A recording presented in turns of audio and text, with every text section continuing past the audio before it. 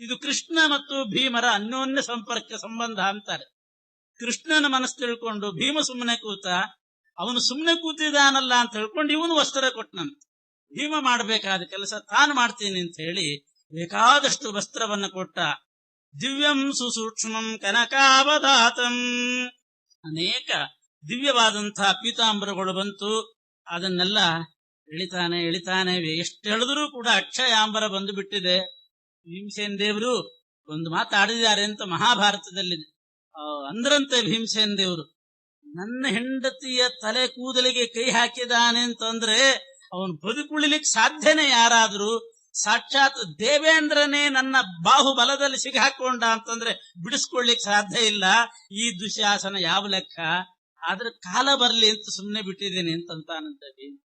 ಪುನಶ್ಚೈವ ವಿಕರ್ಷಮಾಣೆ ದುಶ್ಯಾಸನಿನ್ಯಾನಿ ಚ ತಾದೃಶಾನಿ ಬಭೂರಂತಂ ನ ಜಗಾಮ ಪಾಪಃ ಶ್ರಾಂತೋ ನಿಷೀದತ್ಸ್ವಿನ್ನ ಗಾತ್ರ ಸಭಾಯಾಂ. ಕೃಷ್ಣ ಕೊಟ್ನಲ್ಲ, ಯಾವ ಸೀರೆ ಉಟ್ಕೊಂಡಿದ್ಲೋ ದ್ರೌಪದಿ ದೇವಿ ಅದೇ ರೀತಿಯಾದ ವಸ್ತ್ರ ಬರ್ತಾ ಇದೆ ಅಂತ. ಇವನ್ಗೇನಿಸ್ತು ಅಂತಂದ್ರೆ ಇದೇ ಉದ್ದ ಇದೆ ಅಂತ ಇನ್ನೂ ಎಳಿತಾ ಇದ್ದಾನಂತ. ಬೇರೆ ಸೀರೆ ಬಂದಿದೆ ಅಂತ ಕಲ್ಪನೆ ಆದ್ರೂ ಬಿಟ್ಟಾದ್ರೂ ಬಿಡ್ತಿದ್ದ. ಓಹೋ, ಭಾರಿ ಉದ್ದದ್ದಿರ್ಬೇಕು ಅಂತ ಎಳಿತಾನೆ ಇದ್ದಾನೆ. ಅನ್ಯಮಾಸಿ ತಾದೃಶಂ, ಅದೇ ರೀತಿಯಾದ ಸೀರೆ ಮತ್ತೆ ಬರ್ತಾ ಇದೆ, ಇವನು ಎಳಿತಾನೆ ಇದ್ದಾನೆ. ಕೊನೆಗೆ ಬೆವತು, ಮೈಯೆಲ್ಲ ಬೆವತು ಬಳಲಿ ಕೂತ್ಬಿಟ್ಟಂತೆ, ಕುಸಿದು ಬಿದ್ದಂತೆ ದುಶ್ಯಾಸನ. ವಸ್ತ್ರೋಚ್ಚಯೇ ಶೈಲ ನಿಭೆ ಪ್ರಜಾತೆ, ಬೆಟ್ಟದ ರಾಶಿ ಹಾಗೆ ವಸ್ತ್ರಗಳು ಬಿದ್ದಿತ್ತಂತೆ. ಈ ಕಡೆ ದುರ್ಯೋಧನ ಪ್ರಾಹ ಸಂಜಾತ ಕೋಪ, ದುರ್ಯೋಧನನಿಗೆ ಬಹಳ ಸಿಟ್ಟು ಬಂತು. ಕೊನೆಗೆ ಹೇಳಿದನಂತೆ, ದುಶ್ಯಾಸನ ಇದೆಲ್ಲ ಕೆಲಸ ಮಾಡೋದೇ ಬೇಡ, ಸುಮ್ಮನೆ ಮನೆಗೆ ಹೇಳ್ಕೊಂಡು ಹೋಗ್ಬಿಡು, ವಸ್ತ್ರ ಹೇಳಿಬೇಡ, ಅವಳನ್ನೇ ಹೇಳ್ಕೊಂಡು ಹೋಗ್ಬಿಡು ಮನೆಗೆ ಅಂತಾನೆ. ಪ್ರವೇಶ ಏಮಹಂ ಗೃಹಮೇವ ಶೀಘ್ರಂ ಖಿನ್ನಶ್ಚಿರೇಣೇತಿ ಸುಮಂದ ಬುದ್ಧಿ. ಇಷ್ಟು ವಸ್ತ್ರ ಕೊಟ್ಟಿದ್ದಾನೆ ಅಂತ ಅದನ್ನ ಯೋಚನೆನೂ ಕೂಡ ಮಾಡ್ಲಿಕ್ಕೆ ಆಗ್ಲಿಲ್ಲ ಅವನಿಗೆ, ಅಂಥ ಮಂದ ಬುದ್ಧಿ. ಇವಳನ್ನೇ ಎಳ್ಕೊಂಡು ಹೋಗು ಅಂತಂದಾಗ ಅದನ್ನ ಇನ್ನು ಎಳ್ಕೊಂಡು ಹೋಗ್ತಾರೆ ಅಂತ ಅನಿಸಿಬಿಡ್ತು ದ್ರೌಪದಿ ದೇವಿಗೆ. ಆಗ ದ್ರೌಪದಿ ದೇವಿ ಒಂದು ಪ್ರತಿಜ್ಞೆ ಮಾಡಿದ್ದಂತೆ, ತಾನು ಪ್ರತಿಜ್ಞೆ ಮಾಡಿದ್ದು. ಭೀಮೋ ದುರ್ಯೋಧನಂ ಹಂತ, ಭೀಮನ ಪರವಾಗಿ ತಾನು ಪ್ರತಿಜ್ಞೆ ಮಾಡಿಬಿಟ್ಲು. ಈ ದುರ್ಯೋಧನನನ್ನ ಮುಂದೆ ಕಾಲಾಂತರದಲ್ಲಿ ಭೀಮ ಸಂಹಾರ ಮಾಡುತ್ತಾನೆ ಅಂತಲೇ ಪ್ರತಿಜ್ಞೆ ಮಾಡಿದ್ಲು. ಕರ್ಣಂ ಹಂತ ಧನಂಜಯ, ನಿನಗೆ ಯಾರು ಗಂಡಂದ್ರಿಲ್ಲ, ಇನ್ನು ಮೇಲೆ ದುರ್ಯೋಧನನ ಮನೆಗೆ ಹೋಗಬಹುದು ಅಂತ ಚುಚ್ಚು ಮಾತಾಡಿದ್ನಲ್ಲ ಕರ್ಣ, ಅವನನ್ನ ಅರ್ಜುನ ಕೊಲ್ತಾನೆ ಅಂತ ಪ್ರತಿಜ್ಞೆ ಮಾಡಿದ್ಲು. ಶಕುನಿಂತು ಅಕ್ಷಕೃತ ಕಿತವಂ ಸಹದೇವೋ ವಧಿಷ್ಯತಿ, ಜೂಜಾಟದಲ್ಲಿ ಮೋಸಗಾರನಾಗಿರ್ತಕ್ಕಂಥ ಈ ಶಕುನಿಯನ್ನ ಸಹದೇವ ಕೊಲ್ತಾನೆ ಅಂತ ಪ್ರತಿಜ್ಞೆ ಮಾಡಿದ್ರು. ಇಷ್ಟು ಮಾಡಿದ ಕೂಡಲೇ ಇತ್ಯುಕ್ತೆ ತಥೇತ್ಯಾಹ ಭೀಮಸೇನ ಸಭಾತಲೆ, ಭೀಮ ಎದ್ದು ಹೇಳಿದ್ನಂತ, ನಿನ್ನ ಪ್ರತಿಜ್ಞೆ ಅದು ನಂದು ಪ್ರತಿಜ್ಞೆ ಹೌದು, ಆ ರೀತಿ ನಾನು ಮಾಡ್ತೇನೆ ಅಂತಂದ. ಅರ್ಜುನ ಸಹದೇವರು ಕೂಡ ಅದನ್ನೆಲ್ಲ ಒಪ್ಪಿದ್ದಾರೆ. ಪ್ರತಿಜ್ಞಾಮಾದದೆ ಪಾರ್ಥ ತಾಮಾದ್ರಿ ನಂದನಸ್ತಥಾ, ಅರ್ಜುನ ಸಹದೇವ ಅವರು ಕೂಡ ಒಪ್ಪಿದ್ರು. ನಕುಲ ತಾನು ಶಕುನಿಯ ಮಗನನ್ನ ನಾನು ಕೊಲ್ತೇನೆ ಅಂತ ನಕುಲ ಪ್ರತಿಜ್ಞೆ ಮಾಡಿದನಂತೆ. ತತಃ ಸುಯೋಧನಾನುಜಶ್ಚ ಕರ್ಷ ಪಾರ್ಷದಾತ್ಮಜ, ಇಷ್ಟು ದ್ರೌಪದಿ ಪ್ರತಿಜ್ಞೆ ಮಾಡಿದ್ದಾಳೆ, ಪಾಂಡವರು ಕೂಡ ಪ್ರತಿಜ್ಞೆ ಮಾಡಿದ್ರು. ಆದ್ರೂ ಕೂಡ ಅವಿವೇಕ ಪರಮಾವಧಿ ಇರ್ತದೆ, ಯೋಚನೆ ಮಾಡೋ ಶಕ್ತಿ ಕಳ್ಕೊಂಡ್ಬಿಡ್ತಾರೆ. ದುಶ್ಯಾಸನ ದ್ರೌಪದಿ ದೇವಿಯನ್ನ ಹಿಡಿದು ಎಳ್ಕೊಂಡು ಹೋಗ್ತಾ ಇದ್ದಾನಂತೆ ದುರ್ಯೋಧನನ ಮಾತಿನಿಂದ. ಮ್ಯತು ವೃಧಾಹ ಮಾರುತಾತ್ಮಜ, ಎಳ್ಕೊಂಡು ಹೋಗ್ತಾ ಇರುವಾಗ ಭೀಮ ಎದ್ದು ನಿಂತುಕೊಂಡು ಹೇಳ್ತಾನೆ, ಅರ್ಜುನ, ಇದುವರೆಗೆ ನಮ್ಮ ತಾಳ್ಮೆ ಸಾಕಾಯ್ತು, ಇದುವರೆಗೆ ತಾಳ್ಮೆ ಮಾಡಿದ್ವಲ್ಲ, ನಾವು ತಾಳ್ಮೆಯನ್ನು ಹೊಂದಿದ್ವಿ, ಸಾಕು, ಇದಕ್ಕಿಂತ ಹೆಚ್ಚು ತಾಳ್ಮೆ ತೋರಬಾರದು ಅಂತಾನೆ. ಅರ್ಜುನ ನೈವಾತ್ರ ಕ್ಷಮಾಮೇ ತಾತರೋಚತೆ, ಇನ್ ಹೆಚ್ಚು ಕ್ಷಮೆಯನ್ನ ಅವಲಂಬಿಸೋದು ಸರಿಯಲ್ಲ. ಯಾಕೆ ಅಂದ್ರೆ ಮನೆಗೆ ಎಳ್ಕೊಂಡು ಹೋಗಿಬಿಟ್ರು ಅಂತಂದ್ರೆ, ಆಮೇಲೆ ದ್ರೌಪದಿ ದೇವಿ ದೂಷಿತಳಾಗಿ ಬಿಟ್ರೆ ಮುಂದೇನಾಗ್ತದೆ ಪರಿಸ್ಥಿತಿ? ಪತಿತಸ್ಯಾಸ್ಯ ದೇಹಸ್ಯ ಕಾಷ್ಠವಿಷ್ಠಾ ಸಮಸ್ಯೆ ಚ ಫಲಾನಿ ತ್ರೀಣಿ ಶಿಷ್ಯಂತೆ ವಿದ್ಯಾ ಕರ್ಮ ಸುತಾ ಇತಿ. ಆಗ್ಲೂ ಭೀಮ ಹೇಳ್ತಕ್ಕಂಥ ಧರ್ಮ, ಅವನ ಶಾಸ್ತ್ರ ಇಂಥ ಅದ್ಭುತವಾದ ಶಾಸ್ತ್ರ ಹೇಳ್ತಾನೆ. ಈ ಮನುಷ್ಯ ದೇಹ ಬಂದ ಮೇಲೆ ಈ ದೇಹದ ಗತಿ ಏನು? ಭೀಮ ಹೇಳೋದು, ಈ ದೇಹಕ್ಕೆ ಬರತಕ್ಕಂತಹದ್ದು ಮೂರೇ ಗತಿ. ಪತಿತಸ್ಯಾಸ್ಯ ದೇಹಸ್ಯ, ಈ ದೇಹ ಒಂದ್ಸಲ ಬಿದ್ದೋಯ್ತು ಅಂತಂದ್ರೆ ಎಷ್ಟೋ 100 ವರ್ಷದ ತನಕ ಇರ್ತದೆ ಮನುಷ್ಯ ದೇಹ. ಅದು ಕಡಿಮೆ ಕಡಿಮೆ ಆಗ್ತಾ ಬಂದಿದೆ, ಇರ್ಲಿ. ಅಂತೂ ಹೆಚ್ಚು ಕಡಿಮೆ ಶತಾಯುರ್ವೈ ಪುರುಷ ಅಂತ 100 ವರ್ಷ ಅಂತ ವ್ಯವಸ್ಥೆ ಮಾಡಿದ್ದಾರೆ. ಆಮೇಲೆ ಬೀಳೋದೇ ದೇಹ. ಬಿದ್ದ ಮೇಲೆ ಉಳಿಯೋದೇನು ಅಂತ, ಆ ದೇಹಕ್ಕೆ ಪರಿಸ್ಥಿತಿ ಏನ್ ಬರ್ತದೆ ಅಂತಂದ್ರೆ ಕಾಷ್ಠ ವಿಷ್ಠ ಸಮಸ್ಯೆ ಚ, ಅದು ಕಟ್ಟಿಗೆ ಅಂತ ಆಗ್ತದೆ, ಅಂದ್ರೆ ಬೂದಿ ಆಗ್ತದೆ. ಸುಟ್ರೆ ಬೂದಿ ಆಗ್ತದೆ. ಸುಡ್ಲಿಲ್ಲ ಅಂತ ಆದ್ರೆ ಅದು ಕೊಳತು ನಾರಿ ಅಮೇಧ್ಯಕ್ಕೆ ಸಮಾನ ಆಗ್ತದೆ. ಭೂಮಿಯಲ್ಲಿ ಹೂತಿಟ್ರೆ ಹುಳ ಆಗ್ತದೆ. ಇಷ್ಟೇ, ಇದಕ್ಕಿಂತ ಬೇರೆ ಏನು ದೇಹದಿಂದ ಸಾಧನೆ ಮಾಡ್ಲಿಕ್ಕೆ ಆಗೋದಿಲ್ಲ. ದೇಹದ ಪರಿಸ್ಥಿತಿ ಇಷ್ಟೇನೆ. ಆದ್ರೆ ಆ ದೇಹದಿಂದ ಬರ್ತಕ್ಕಂಥ ಫಲ ಮಾತ್ರ ಇರ್ತದಂತೆ. ಮರ ನಾಶ ಆಗ್ಬಹುದು, ಮರ ಸುಟ್ಟು ಹೋಗ್ಬಹುದು, ಮರ ಬೀಳಬಹುದು, ಆದ್ರೆ ಹಣ್ಣು ಬಿಟ್ಟಿರ್ತದೆ, ಅದರ ಬೀಜ ಮಾತ್ರ ಇರ್ತದಲ್ಲ, ಅದರ ಫಲ ಇರ್ತದೆ. ಅದರಂತೆ ದೇಹ ಬಿದ್ದೋದ್ರೂ ಕೂಡ ಅದರ ಫಲ ಉಳ್ಕೊಂಡಿರ್ತದೆ. ಯಾವುದು ಅಂತಂದ್ರೆ ಫಲಾನಿ ತ್ರೀಣಿ ಶಿಷ್ಯಂತೆ. ಈ ದೇಹ ಬಂದ ಮೇಲೆ, ಮಾನವ ದೇಹ ಬಂದ ಮೇಲೆ ಉಳಿಯೋದು 3 ಫಲ. ದೇಹ ಹೋಗ್ತದೆ, ನಾಶ ಆಗಿಬಿಡ್ತದೆ, ಅದು ಕೊಳತು ನಾರ್ತದೆ ಅಥವಾ ಬೂದಿ ಆಗ್ತದೆ, ಇನ್ನೇನೋ ಆಗ್ತದೆ. ಅದರ ಫಲ ಮಾತ್ರ ಉಳಿತದೆ. ವಿದ್ಯಾ ಕರ್ಮ ಸುತಾಯಿತಿ. ಮನುಷ್ಯ ದೇಹದ ಫಲ ಅಂದ್ರೆ 3. ಅವನು ಸಂಪಾದನೆ ಮಾಡಿದ ಜ್ಞಾನ, ಅವನು ಕಲಿತಿರ್ತಕ್ಕಂಥ ವಿದ್ಯೆ ಅಥವಾ ಜ್ಞಾನ, ಅವನು ಸಂಪಾದನೆ ಮಾಡಿದ ಮಕ್ಕಳು, ಅವನು ಸಂಪಾದನೆ ಮಾಡಿದ ಯಜ್ಞ ಯಾಗಾದಿ ಕರ್ಮಗಳಿಂದ ಮಾಡಿದ ಪುಣ್ಯ. ಅವನ ಜ್ಞಾನ, ಅವನ ಪುಣ್ಯ, ಅವನ ಮಕ್ಕಳು ಅಂತ 3 ಫಲ ಈ ದೇಹಕ್ಕೆ ಉಳಿಯೋದು. ಇನ್ಯಾವುದೂ ಕೂಡ ದೇಹದ ಫಲನೇ ಅಲ್ಲ. ಪುಣ್ಯ, ಜ್ಞಾನ, ಮಕ್ಕಳು. ಅದರಲ್ಲಿ ಈಗ ದ್ರೌಪದಿ ದೇವಿಯ ದೇಹ ದೂರೆ, ಅವಳನ್ನು ಎಳ್ಕೊಂಡು ಹೋಗಿ ಮನೆ ಕರ್ಕೊಂಡು ಹೋಗಿ ದೂಷಣ ಮಾಡಿಬಿಟ್ರು ಅಂತಾದ್ರೆ ಆವಾಗ ನಸುತೋ ದಾರದೂಷಣೆ. ಪತ್ನಿ ದೂಷಿತಳಾದಾಗ ಶ್ರೇಷ್ಠವಾದಂಥ ಸತ್ಸಂತಾನ ಅನ್ನೋದು ನಿಂತು ಹೋಗ್ತದೆ. ದಾರ ದೂಷಿತಳಾದ ಮೇಲೆ ಆ ಸುತರು ಉಪಯೋಗಕ್ಕೆ ಬೀಳೋದಿಲ್ಲ. ದುಷ್ಟದಾರೋ ನಚಾಪ್ನೋತಿ ಲೋಕ. ನಿನ್ನ ಪುಣ್ಯದಿಂದ ಲೋಕ ಸಂಪಾದನೆ ಮಾಡೋಣ ಅಂತಂದ್ರೆ, ಅರ್ಧಾಂಗಿನಿಯಾಗಿರ್ತಕ್ಕಂಥ ಪತ್ನಿ ದೂಷಿತಳಾದ್ರೆ ಈ ಪುರುಷನಿಗೆ ಒಳ್ಳೆ ಲೋಕ ಇಲ್ಲ. ಅವಳು ದೂಷಿತನಾದ್ರೆ ಇವನಿಗೆ ಲೋಕ ಇಲ್ಲ. ದುಷ್ಟದಾರೋ ನಚಾಪ್ನೋತಿ ಲೋಕ. ಯಾಕೆ ಅಂದ್ರೆ ಅರ್ಧೋಹಿ ದೂಷಿತ. ಯಾರೋ ದೂಷಿತರಾದ್ರು ಅಂತಲ್ಲ, ಇವನ ಅರ್ಧ ಭಾಗನೇ ದೂಷಿತವಾಯ್ತು. ಆದ್ರಿಂದ ಇವನಿಗೆ ಒಳ್ಳೆ ಲೋಕ ಇಲ್ಲ. ಪತ್ನಿ ದೂಷಿತಳಾದ್ರೆ ಸಂತಾನವೂ ಕೂಡ ಅದು ಉಪಯೋಗಕ್ಕೆ ಬೀಳೋದಿಲ್ಲ. ಇನ್ನು ಹೋಗ್ಲಿ, ಇಹಲೋಕದಲ್ಲೇನಾದ್ರೂ ಶುಭ ಇದೆಯೋ ಅಂತ ಕೇಳಿದರೆ, ದೂಷಿತಳಾದ ಮೇಲೆ ಅವಳನ್ನ ಇಟ್ಟುಕೊಳ್ಳೋ ಹಾಗೂ ಇಲ್ಲ, ಬಿಡೋ ಹಾಗೂ ಇಲ್ಲ. ಆ ಪರಿಸ್ಥಿತಿ ಅಕಸ್ಮಾತ್ ಪತ್ನಿ ದೂಷಿತಳಾದ್ರೆ ಅವಳನ್ನ ತ್ಯಾಗ ಮಾಡಬಾರದು ಅಂತ, ಹೊರಗಡೆ ಹಾಕಬಾರ್ದು ಅಂತ. ದೂಷಿತಳಾಗಿದ್ದಾಳೆ ಅಂತ ಹೊರಗೆ ಹಾಕಬಾರದು ಅಂತ ಆಚಾರ. ಹೊರಗೆ ಹಾಕಿಬಿಟ್ರೆ ಇನ್ನಷ್ಟು ದೂಷಿತ, ಇನ್ನಷ್ಟು ಕೆಲಸ ವ್ಯರ್ಥ ಆಗಿ ಹೋಗ್ಬಿಡ್ತದೆ, ಇನ್ನಷ್ಟು ಅಧ್ವಾನ ಆಗ್ತದೆ. ಆದ್ರಿಂದ ಸರ್ವಾತ್ಮನ ತ್ಯಾಗ ಮಾಡ್ತಕ್ಕಂಥದ್ದಲ್ಲ. ಆದ್ರೆ ಮತ್ತೇನು ಮಾಡಬೇಕು? ಹಾಗೆ ಮತ್ತೊಮ್ಮೆ ದೂಷಿತಳಾಗದಂತೆ ಮನೆಯಲ್ಲಿ ಹಾಗೆ ಇಟ್ಟುಕೊಂಡು ನಿರ್ಬಂಧ ಮಾಡಿಕೊಂಡು ತಾನು ಅವಳ ಸಂಗ ಮಾಡದೇನೆ ಆ ರೀತಿ ಸುಮ್ಮನೆ ಮನೆಯಲ್ಲಿ ಕೆಲಸದವಳಂತೆ ಇಟ್ಟುಕೊಂಡಾಗ ಅವಳಿಗೂ ದುಃಖ, ಅವಳು ದುಃಖ ನೋಡಿ ಇವನಿಗೆ ದುಃಖ. ಇಹಲೋಕದಲ್ಲಿ ಸುಖ ಇಲ್ಲ, ಪರಲೋಕದಲ್ಲಿಯೂ ಸುಖ. ಯಾಕೆಂದ್ರೆ ದೂಷಿತಳಾಗಿರ್ತಾಳೆ, ಪುಣ್ಯಲೋಕ ಸಿಗೋದಿಲ್ಲ. ಇಹಲೋಕದಲ್ಲಿಯೂ ಕೂಡ ಮಹಾಕ್ಲೇಶ. ಹಾಗೆ ಮಾಡಿಬಿಟ್ರಂತೂ ಸ್ವತಂತ್ರವಾಗಿ ತಿರುಗಿ ಇನ್ನಷ್ಟು ಅಪಕೀರ್ತಿಗೆ ಕಾರಣ ಆಗ್ತದೆ. ಅರಕ್ಷಣಾತ್ ದೂಷಿತಾಯ ನ ತ್ಯಾಗಾಚ್ಯ ಶುಭಂ ಭವೇತ್ ಅಥೋದ್ಯಸಾನುಬಂಧಕಾನ್. ಆದ್ರಿಂದ ನಮ್ಮ ಜವಾಬ್ದಾರಿ ಇವಾಗ ದ್ರೌಪದಿ ದೇವಿಯನ್ನು ರಕ್ಷಣೆ ಮಾಡೋದು. ದುರ್ಯೋಧನನ ಮಾತಿನಂತೆ ಮನೆಗಳ್ಕೊಂಡು ಹೋಗ್ತಿದ್ದಾನೆ. ಅಥೋದ್ಯಸಾನುಬಂಧಕಾನ್ ನಿಹನ್ಮಿಧರ್ತ ರಾಷ್ಟ್ರಕಾನ್. ಈ ಕ್ಷಣದಲ್ಲೇನೆ ಆ 100 ಮಂದಿಯನ್ನು ಸೇರಿ, ಅವನ ಬೆಂಬಲಿಗರನ್ನೆಲ್ಲ ಸೇರಿಸಿ ಒಟ್ಟಿಗೆ ಇವರನ್ನು ಕೊಂದು ಹಾಕಿ ಬಿಡ್ತೇನೆ ಅಂತ ಎದ್ದೇ ಬಿಟ್ಟಂತೆ. ಇತಿ ಬ್ರುವನ್ ವ್ಯಲೋಕಯದ್ರಿ ಪೂಂದಹನ್ನಿವೋಜಸ. ಒಂದ್ಸಲ ನೋಡಿದ ಅವನ ಪಕ್ಷಕ್ಕೆ ಯಾರ್ಯಾರಿದ್ದಾರೆ ಅಂತ ಎಲ್ಲರನ್ನೂ ಕೂಡ ಪ್ರತ್ಯೇಕವಾಗಿ ದೃಷ್ಟಿ ಹಾಕಿ ನೋಡಿದನಂತೆ. ಒಂದ್ಸಲ ಅವ್ರನ್ನೆಲ್ಲ ಹೀಗೆ ನೋಡಿದ. ಒಂದ್ ದೊಡ್ಡ ಪರಿಘ ಅಂತ ಒಂದು ಆಯುಧ ಇತ್ತಂತೆ. ಪರಿಘ ಅಂತಂದ್ರೆ ಆ ಮೂಲೆಯಲ್ಲಿ ಇಟ್ಟಿದ್ರಂತೆ. ಯಾಕೆ ಇಟ್ಟಿದ್ರೋ ಏನೋ, ಕಬ್ಬಿಣದ ಕವಚ ಹಾಕಿದಂತ ಒಂದು ಮರದ ದೊಣ್ಣೆ, ಕಬ್ಬಿಣದ್ದು ಕವಚ ಹಾಕಿದ್ದಾರೆ. ಅದು ಸೀಳಬಾರದು ಅಂತಲೋ ಏನೋ, ಆ ರೀತಿ ಕಬ್ಬಿಣದ ಪಟ್ಟಿ ಹಾಕಿದಂತ ದೊಡ್ಡ ದೊಣ್ಣೆ ಇತ್ತಂತೆ. ಅದನ್ನ ನೋಡಿದನಂತೆ. ಅವರಿಗೆಲ್ಲ ಅನಿಸ್ತು, ಅದನ್ನ ಎತ್ಕೊಂಡು ಹಾಕ್ಬಿಡ್ತಾನೆ ನಮ್ಮ ತಲೆ ಮೇಲೆ ಅಂತಾರೆ. ಅಂಥ ಒಣಕೆಯನ್ನ ನೋಡಿದ. ಒಂದು ವ್ಯಾಖ್ಯಾನದ ಪ್ರಕಾರ, ಇನ್ನೊಬ್ರು ಬರೀತಾರೆ ಪರಿಘ ಅಂತಂದ್ರೆ ಆ ಸಭಾಭವನದಲ್ಲಿದ್ದ ಒಂದು ದೊಡ್ಡ ಕಂಬ ಅಂತೆ. ಆ ಕಂಬನೇ ನೋಡಿದನಂತೆ. ಇವರನ್ನು ನೋಡ್ತಾನೆ ಕಂಬ ನೋಡ್ತಾನೆ, ಇವ್ರು ನೋಡ್ತಾನೆ ಕಂಬ ನೋಡ್ತಾನೆ. ಅದನ್ನೇ ಕಿತ್ತಿ ನಮ್ಮ ತಲೆ ಮೇಲೆ ಹಾಕ್ತಾನೆ ಅಂತ ಅನಿಸ್ತಂತೆ. ದದರ್ಶಚ ಮಹಾಘೋರಂ ಆಧಾತುಂ ಪರಿಘಂ ವೃಷಾ ಕರ್ತುಂ ವ್ಯವಸಿತೋ ಬುದ್ಧ್ಯ ನಿಶೇಷಾನ್ ಧರ್ತರಾಷ್ಟ್ರಕಾನ್. ಧೃತರಾಷ್ಟ್ರನ ಸಂತತಿ ಸಂಪೂರ್ಣ ನಾಶ ಆಗಿ ಹೋಗಿರಬೇಕು, ಆ ರೀತಿ ಮಾಡಬೇಕು ಅಂತ ಹೊರಟನಂತೆ. ಇನ್ನೇನ ಅದಕ್ಕೆ ಕೈ ಹಾಕಿಲ್ಲ.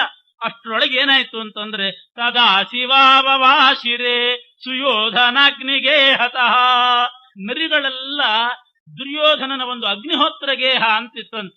ರಾಜರೆಲ್ಲ ಯಜ್ಞಶಾಲೆ ಅಂತ ಒಂದು ಪ್ರತ್ಯೇಕ ಮಾಡಿಟ್ಟಿರ್ತಾರೆ. ಆ ಯಜ್ಞಶಾಲೆಯ ಕಡೆ ಹೋಗಿ ಎಲ್ಲ ನರಿಗಳು ವಿಚಿತ್ರವಾಗಿ ಕೂಗ್ಲಿಕ್ಕೆ ಶುರು ಮಾಡಿದಂತೆ. ಗ್ರಾಮಗಳಿಗೆ ಬರೋದಿಲ್ಲ, ನಗರಗಳಿಗೆ ಬರೋದಿಲ್ಲ. ಅಂಥದ್ದು ಎಲ್ಲಿಂದ ಬಂದುವೋ ಏನೋ ನರಿಗಳೆಲ್ಲ ಬಂದು ದುರ್ಯೋಧನನ ಅಗ್ನಿಹೋತ್ರ ಗೇಹದತ್ರ, ಯಾವ ಅಗ್ನಿಹೋತ್ರ ಶಾಲೆಯಲ್ಲಿ ವೇದ ಮಂತ್ರ ಘೋಷಣೆ ನಡಿಬೇಕು ಅಲ್ಲಿ ನರಿಗಳು ಕೂಗ್ಲಿಕ್ಕೆ ಶುರು ಮಾಡಿದ್ವಂತೆ. ತದಾ ಶಿವಾವವಾಶಿರೆ ಸುಯೋಧನಾಗ್ನಿಗೆ ಹತಃ ತಥೈವ ತತ್ಪಿತುರ್ಗೃಹೇಪಿ ಅಭೂತ್ ಭಯಾನಕಂ ಬಹು. ಹಾಗೆ ಧೃತರಾಷ್ಟ್ರನ ಮನೆ ಮುಂದೆ ಬಾಗಿಲಲ್ಲಿ ನಿಂತುಕೊಂಡು ನರಿಗಳು ಒದರ್ಲಿಕ್ಕೆ ಶುರು ಮಾಡಿದ್ವಂತೆ. ಇಂಥ ವಿಚಿತ್ರ ನರಿಗಳು ಕೂಗು ಕೇಳಿ ಧೃತರಾಷ್ಟ್ರನಿಗೆ ಹೆದರಿಕೆ ಆಗೋಯ್ತು. ನಿಮಿತ್ತ ಅನ್ಯತಿ ಘೋರಾಣಿ ಕುಪಿತೆ ಮಾರುತಾತ್ಮಜೆ. ಯಾಕೆ ಹೀಗಾಯ್ತು ಅಂತಂದ್ರೆ, ಆ ಮಾರುತಾತ್ಮಜೆ ಅಂತಾರೆ ವಾಯುದೇವರ ಮಗನಾದಂತಹ ಭೀಮನಿಗೆ ಸಿಟ್ಟು ಬಂದಾಗ ಇಂಥ ಅಪಶಕುನಾಗಿ ಹೋಯ್ತಂತೆ. ಅವರಿಗೆಲ್ಲ ಏನೋ ದೊಡ್ಡ ಆಪತ್ತು ಕಾದಿದೆ ಅಂತನೋ ಹಾಗೆ. ಎಂದಿಗೂ ಭೀಮಸೇನ ದೇವರಿಗೆ ಸಿಟ್ಟು ಬರೋ ಹಾಗೆ ಮಾಡಬಾರ್ದು, ಮಧ್ವಾಚಾರ್ಯರಿಗೆ ಸಿಟ್ಟು ಬರೋ ಹಾಗೆ ಮಾಡಬಾರ್ದು, ಅವರಿಗೆ ಅಸಮಾಧಾನ ಆಗೋ ಹಾಗೆ ಮಾಡಬಾರ್ದು. ಮಧ್ವಾಚಾರ್ಯರಿಗೆ ಸದಾ ಪ್ರೀತಿ ಆಗುವಂತೆ ಹನುಮಂತನಿಗೆ ಪ್ರೀತಿ ಆಗುವ ಹಾಗೆ ನಡ್ಕೋಬೇಕು. ಆ ಭೀಮನಿಗೆ ಸಿಟ್ಟು ಬಂದದ್ರಿಂದ ಇಂಥದ್ದೆಲ್ಲ ನಡೀತು. ಕೃಷ್ಣಾಂಬಿಕೆಯೋ ವಿದುರಂ ಪಪ್ರಚ್ಛೈಷಾಂ ಫಲಂ ಧೃತಂ. ಧೃತರಾಷ್ಟ್ರ ಗಾಬರಿ ಆಗಿಬಿಟ್ಟ, ವಿದುರನಿಗೆ ಹೇಳಿ ಕಳಿಸಿದ. ವಿದುರ ಬಂದಿದ್ದಾನೆ, ಏನಣ್ಣ ಅಂತ ಬಂದು ಕೂಡಲೇ ಕೇಳಿದನಂತೆ, ದುರ್ಯೋಧನನ ಅಗ್ನಿಹೋತ್ರ ಶಾಲೆ ಕಡೆ ನರಿಗಳು ಕೂಗ್ತಾ ಇದ್ದಾವೆ, ನನ್ನ ಮನೆ ಮುಂದೆ ಬಾಗಿಲು ಮುಂದೆ ಬಂದು ನರಿ ಕೂಗ್ತಾ ಇದೆ, ಏನಿದ್ರ ಫಲ ಅಂತ ಕೇಳಿದನ. ಇದೆಲ್ಲ ಶಕುನ, ಇದರ ಫಲ ಏನು? ಅಪಶಕುನವೋ ಶುಭಶಕುನವೋ? ಏನಿದು, ಏನ್ ಫಲ ಆಗ್ತದೆ ಅಂತಂದ್ರೆ, ಶುಭಶಕುನ ಏನು ಬಂತು, ನರಿ ಕೂಗಿದ. ಅಪಶಕುನವೇ ಅಂತ ಅವನು. ಅಪಶಕುನ ಏನ್ ಫಲ ಹೇಳು ಅಂತಂದಾಗ, ಆಹತಂ ವಿದುರೋ ಜ್ಯೇಷ್ಠಂ. ಇನ್ನೇನಿಲ್ಲ, ಈ ರೀತಿ ನರಿ ಕೂಗಿದುವು ಅಂತಂದ್ರೆ ಆ ಕೂಗಿಗೆ ಒಂದು ಅರ್ಥ ಇದೆ. ಧೃತರಾಷ್ಟ್ರ ಇನ್ನೊಂದು ಕ್ಷಣದಲ್ಲಿ ನಿನ್ನ ಮಕ್ಕಳೆಲ್ಲ ಸುಟ್ಟು ಬೂದಿ ಆಗ್ತಾರೆ, ಅದೇ ಅರ್ಥ ಇದಕ್ಕೆ, ಈ ಕೂಗಿಗೆ ಅಂತ ಅಂದ ವಿದುರ. ನಿರ್ದಾಕ್ಷಿಣ್ಯವಾಗಿ ಹೇಳಿಬಿಟ್ಟ, ನರಿಯ ಕೂಗಿಗೆ ಇಷ್ಟೇ ಅರ್ಥ. ಕ್ಷಣೇಸ್ಮಿಂಸ್ತವ ಪುತ್ರಕಾಹ ಸಾನುಬಂಧಾನ ಶಿಷ್ಯಂತಿ ಮೃಕೋದರ ಬಲಾಹತಾಹ. ಭೀಮನ ಕೈಯಿಂದ ಆ ದೊಣ್ಣೆ ಏಟು ತಿಂದು ಎಲ್ಲರೂ ಕೂಡ ನುಚ್ಚು ನೂರಾಗ್ತಾರ ನೋಡು ಅಂತ ಹೇಳಿಬಿಟ್ಟು, ಕ್ರೀಡಸೆ ಅರ್ಭಕವತ್ವಂ ಹಿ ಕಿಂಜಿತಂತ್ವಿತಿ. ಬುದ್ಧಿ ಇದೆಯಾ ನಿನಗೆ ಅಂತಾನೆ ವಿದುರ. ಮಕ್ಕಳು ಆಟ ಆಡ್ತಾ ಇದ್ರೆ ನೀನೇ ಕರೆಸಿ ಜೂಜಾಟ ಆಡಿಸಿ ಏನ್ ಗೆದ್ದ ದುರ್ಯೋಧನ, ಏನ್ ಗೆದ್ದ, ಇನ್ಯಾರನ್ನ ಗೆದ್ದ, ಏನ್ ಮಾತು, ಯಾರನ್ನ ಗೆದ್ದ, ಏನ್ ಗೆದ್ದ, ಹಿಂಗ ಕೇಳೋದು ನೀನು? ನನ್ನ ಮಕ್ಕಳು ಮತ್ತು ಪಾಂಡುರಾಜನ ಮಕ್ಕಳು ಒಂದೇ ಕಡೆ ಕೂತ್ಕೊಂಡು ಸೌಹಾರ್ದದಿಂದ ಆಡೋದನ್ನ ನೋಡ್ಬೇಕು ಅಂತ ಹೇಳಿ ಕರೆಸಿ ಏನ್ ಗೆದ್ದ ಅಂತ ಕೇಳ್ತಿದ್ದೆಲ್ಲ. ಏನ್ ಕಡಿಮೆ ಆಗಿದೆ ನಿನಗೆ ಗೆಲ್ಲಕ್ಕೆ? ಯಾಕೆ ಆ ಲೋಭ ನಿನಗೆ? ಅಧರ್ಮೇಣ ಜಿತಾನತ್ರ ಜಿತಾನ್ ಪಶ್ಯಸಿ ಪಾಂಡವ. ಅಧರ್ಮ ಮಾಡಿ ಮೋಸ ಮಾಡಿ ಗೆಲ್ತಾ ಇದ್ರೆ ಅದು ಗೆಲುವೇನು? ಗೆದ್ದ ಅಂತ ನಿನ್ನ ಬಾಯಿಯಲ್ಲಿ ಹೇಳ್ತಿದ್ಯಲ್ಲ, ಬಿದ್ದ ಅನ್ಬೇಕು, ಗೆದ್ದ ಅಂತಿದ್ಯಲ್ಲ ಅಂತ. ಸ್ತ್ರೀಷು ದ್ಯೂತೇಶು ವಾ ದತ್ತಂ ಮದಾಂಧೇನ ನರೇಣವ ನ ದತ್ತ ಮಾಹುರ್ ವಿದ್ವಾಂಸಃ ತಸ್ಯ ಬಂಧುಭಿರೇವ ಚ ಆಹಾರ್ಯಂ ಪುನರಾಹುಶ್ಚ ತಥಾಪಿ ನತು ಪಾಂಡವೈಃ ತತ್ಕೃತಂ ತವ ಪುತ್ರಾಣಾಂ ಛಾಪಯದ್ಭಿರಶಿಷ್ಟತಾಂ. ಇನ್ನೂ ಒಂದು ಸೂಕ್ಷ್ಮ ಹೇಳ್ತೇನೆ. ಯಾರಾದ್ರೂ ಜೂಜಾಟದಲ್ಲಿ ಇನ್ನೊಬ್ಬರಿಗೆ ಪಣಕ್ಕಿಟ್ಟು ಏನಾದ್ರೂ ಅವರ ವಶ ಅಂತ ಒಪ್ಪಿಸಿದರೆ ಅವರ ಬಂಧುಗಳು ಹೋಗಿ ಅದನ್ನ ರಾಜಾರೋಷವಾಗಿ ಮನೆಗೆ ತರಬಹುದು ಅಂತ. ನಿನ್ನ ಮಗ ಜೂಜಾಟ ನನಗೆ ಕೊಟ್ಟಿದ್ದಾನೆ, ಜೂಜಾಟದಲ್ಲಿ ಸೋತಿದ್ದಾನೆ ಅಂತಂದ್ರೆ ಅದು ಲೆಕ್ಕಕ್ಕಿಲ್ಲ. ಜೂಜಾಟದಲ್ಲಿ ಏನಾದರೂ ಸೋತಿದ್ರೆ ಹಿರಿಯರು ಹೋಗಿ ಸಂಪೂರ್ಣ ವಾಪಸ್ ತರ್ಲಿಕ್ಕೆ ಅಧಿಕಾರ ಇದೆ ಧರ್ಮಶಾಸ್ತ್ರದ ಪ್ರಕಾರ. ಅಥವಾ ವೇಶ್ಯಾಸ್ತ್ರೀಯರಿಗೆ ಲೋಭದಿಂದ ಏನಾದರೂ ಬರೆದು ಕೊಟ್ಬಿಟ್ಟಿದ್ರೆ, ಅವರ ಮೇಲೆ ಲೋಭದಿಂದ ಏನಾದ್ರೂ ಆಸ್ತಿ ಪಾಸ್ತಿಗಳನ್ನು ಅವರಿಗೆ ಬರೆದು ಕೊಟ್ಟಿದ್ರೆ, ಅಥವಾ ಹಣ ಕಾಸು ಇನ್ನೇನಾದ್ರೂ ಕೊಟ್ಟಿದ್ರೆ ಎಲ್ಲವನ್ನು ಅವರ ಬಂಧುಗಳು ತರಬಹುದಂತೆ ಆ ವೇಶ್ಯೆ ಮನೆಯಿಂದ. ನನಗೆ ಕೊಟ್ಟಿದ್ದಾರೆ ಅಂತ ಹೇಳಿದ್ರೆ ಅದು ಲೆಕ್ಕಕ್ಕಿಲ್ಲ ಅಂತಾರೆ. ವಿದುರ ಹೇಳೋ ನೀತಿ ಇದು. ಸ್ತ್ರೀಷು ಅಂದ್ರೆ ಹೆಂಡತಿ ಕೊಟ್ಟದ್ದು ಅಂತ ಅರ್ಥ ಅಲ್ಲ. ವೇಶ್ಯಾಸ್ತ್ರೀಯರಿಗೆ ಏನಾದ್ರೂ ಕೊಟ್ಟಿದ್ರೆ, ಜೂಜಾಟದಲ್ಲಿ ಏನಾದ್ರೂ ಕೊಟ್ಟಿದ್ರೆ, ಮದಾಂಧೇನ ನರೇಣವ, ಅಥವಾ ಚೆನ್ನಾಗಿ ಕುಡಿದ್ಬಿಟ್ಟು ಮದ್ಯಪಾನ ಮಾಡಿ ಮತ್ತನಾದಾಗ ಏನಾದ್ರೂ ಸಿಗ್ನೇಚರ್ ಮಾಡಿದ್ರೆ, ಸೈನ್ ಹಾಕಿಬಿಟ್ಟಿದ್ರೆ, ಏನಾದ್ರೂ ಆಸ್ತಿ ಪಾಸ್ತಿ ಕೊಟ್ಟಿದ್ರೆ, ಕುಡಿದ ಅಮಲ್ನಲ್ಲಿ ಇವನು ಸೈನ್ ಹಾಕಿದ್ದಾನೆ, ಕುಡಿಸಿ ಹಾಗೆ ಮಾಡಿದ್ದೀರಿ ನೀವು ಅಂತ ವಾಪಸ್ ತರಬಹುದಂತೆ. ನದತ್ತ ಮಾಹುರ್ ವಿದ್ವಾಂಸಃ, ಅದು ಅವರ ವಶಕ್ಕೆ ಸೇರೋದಿಲ್ಲ.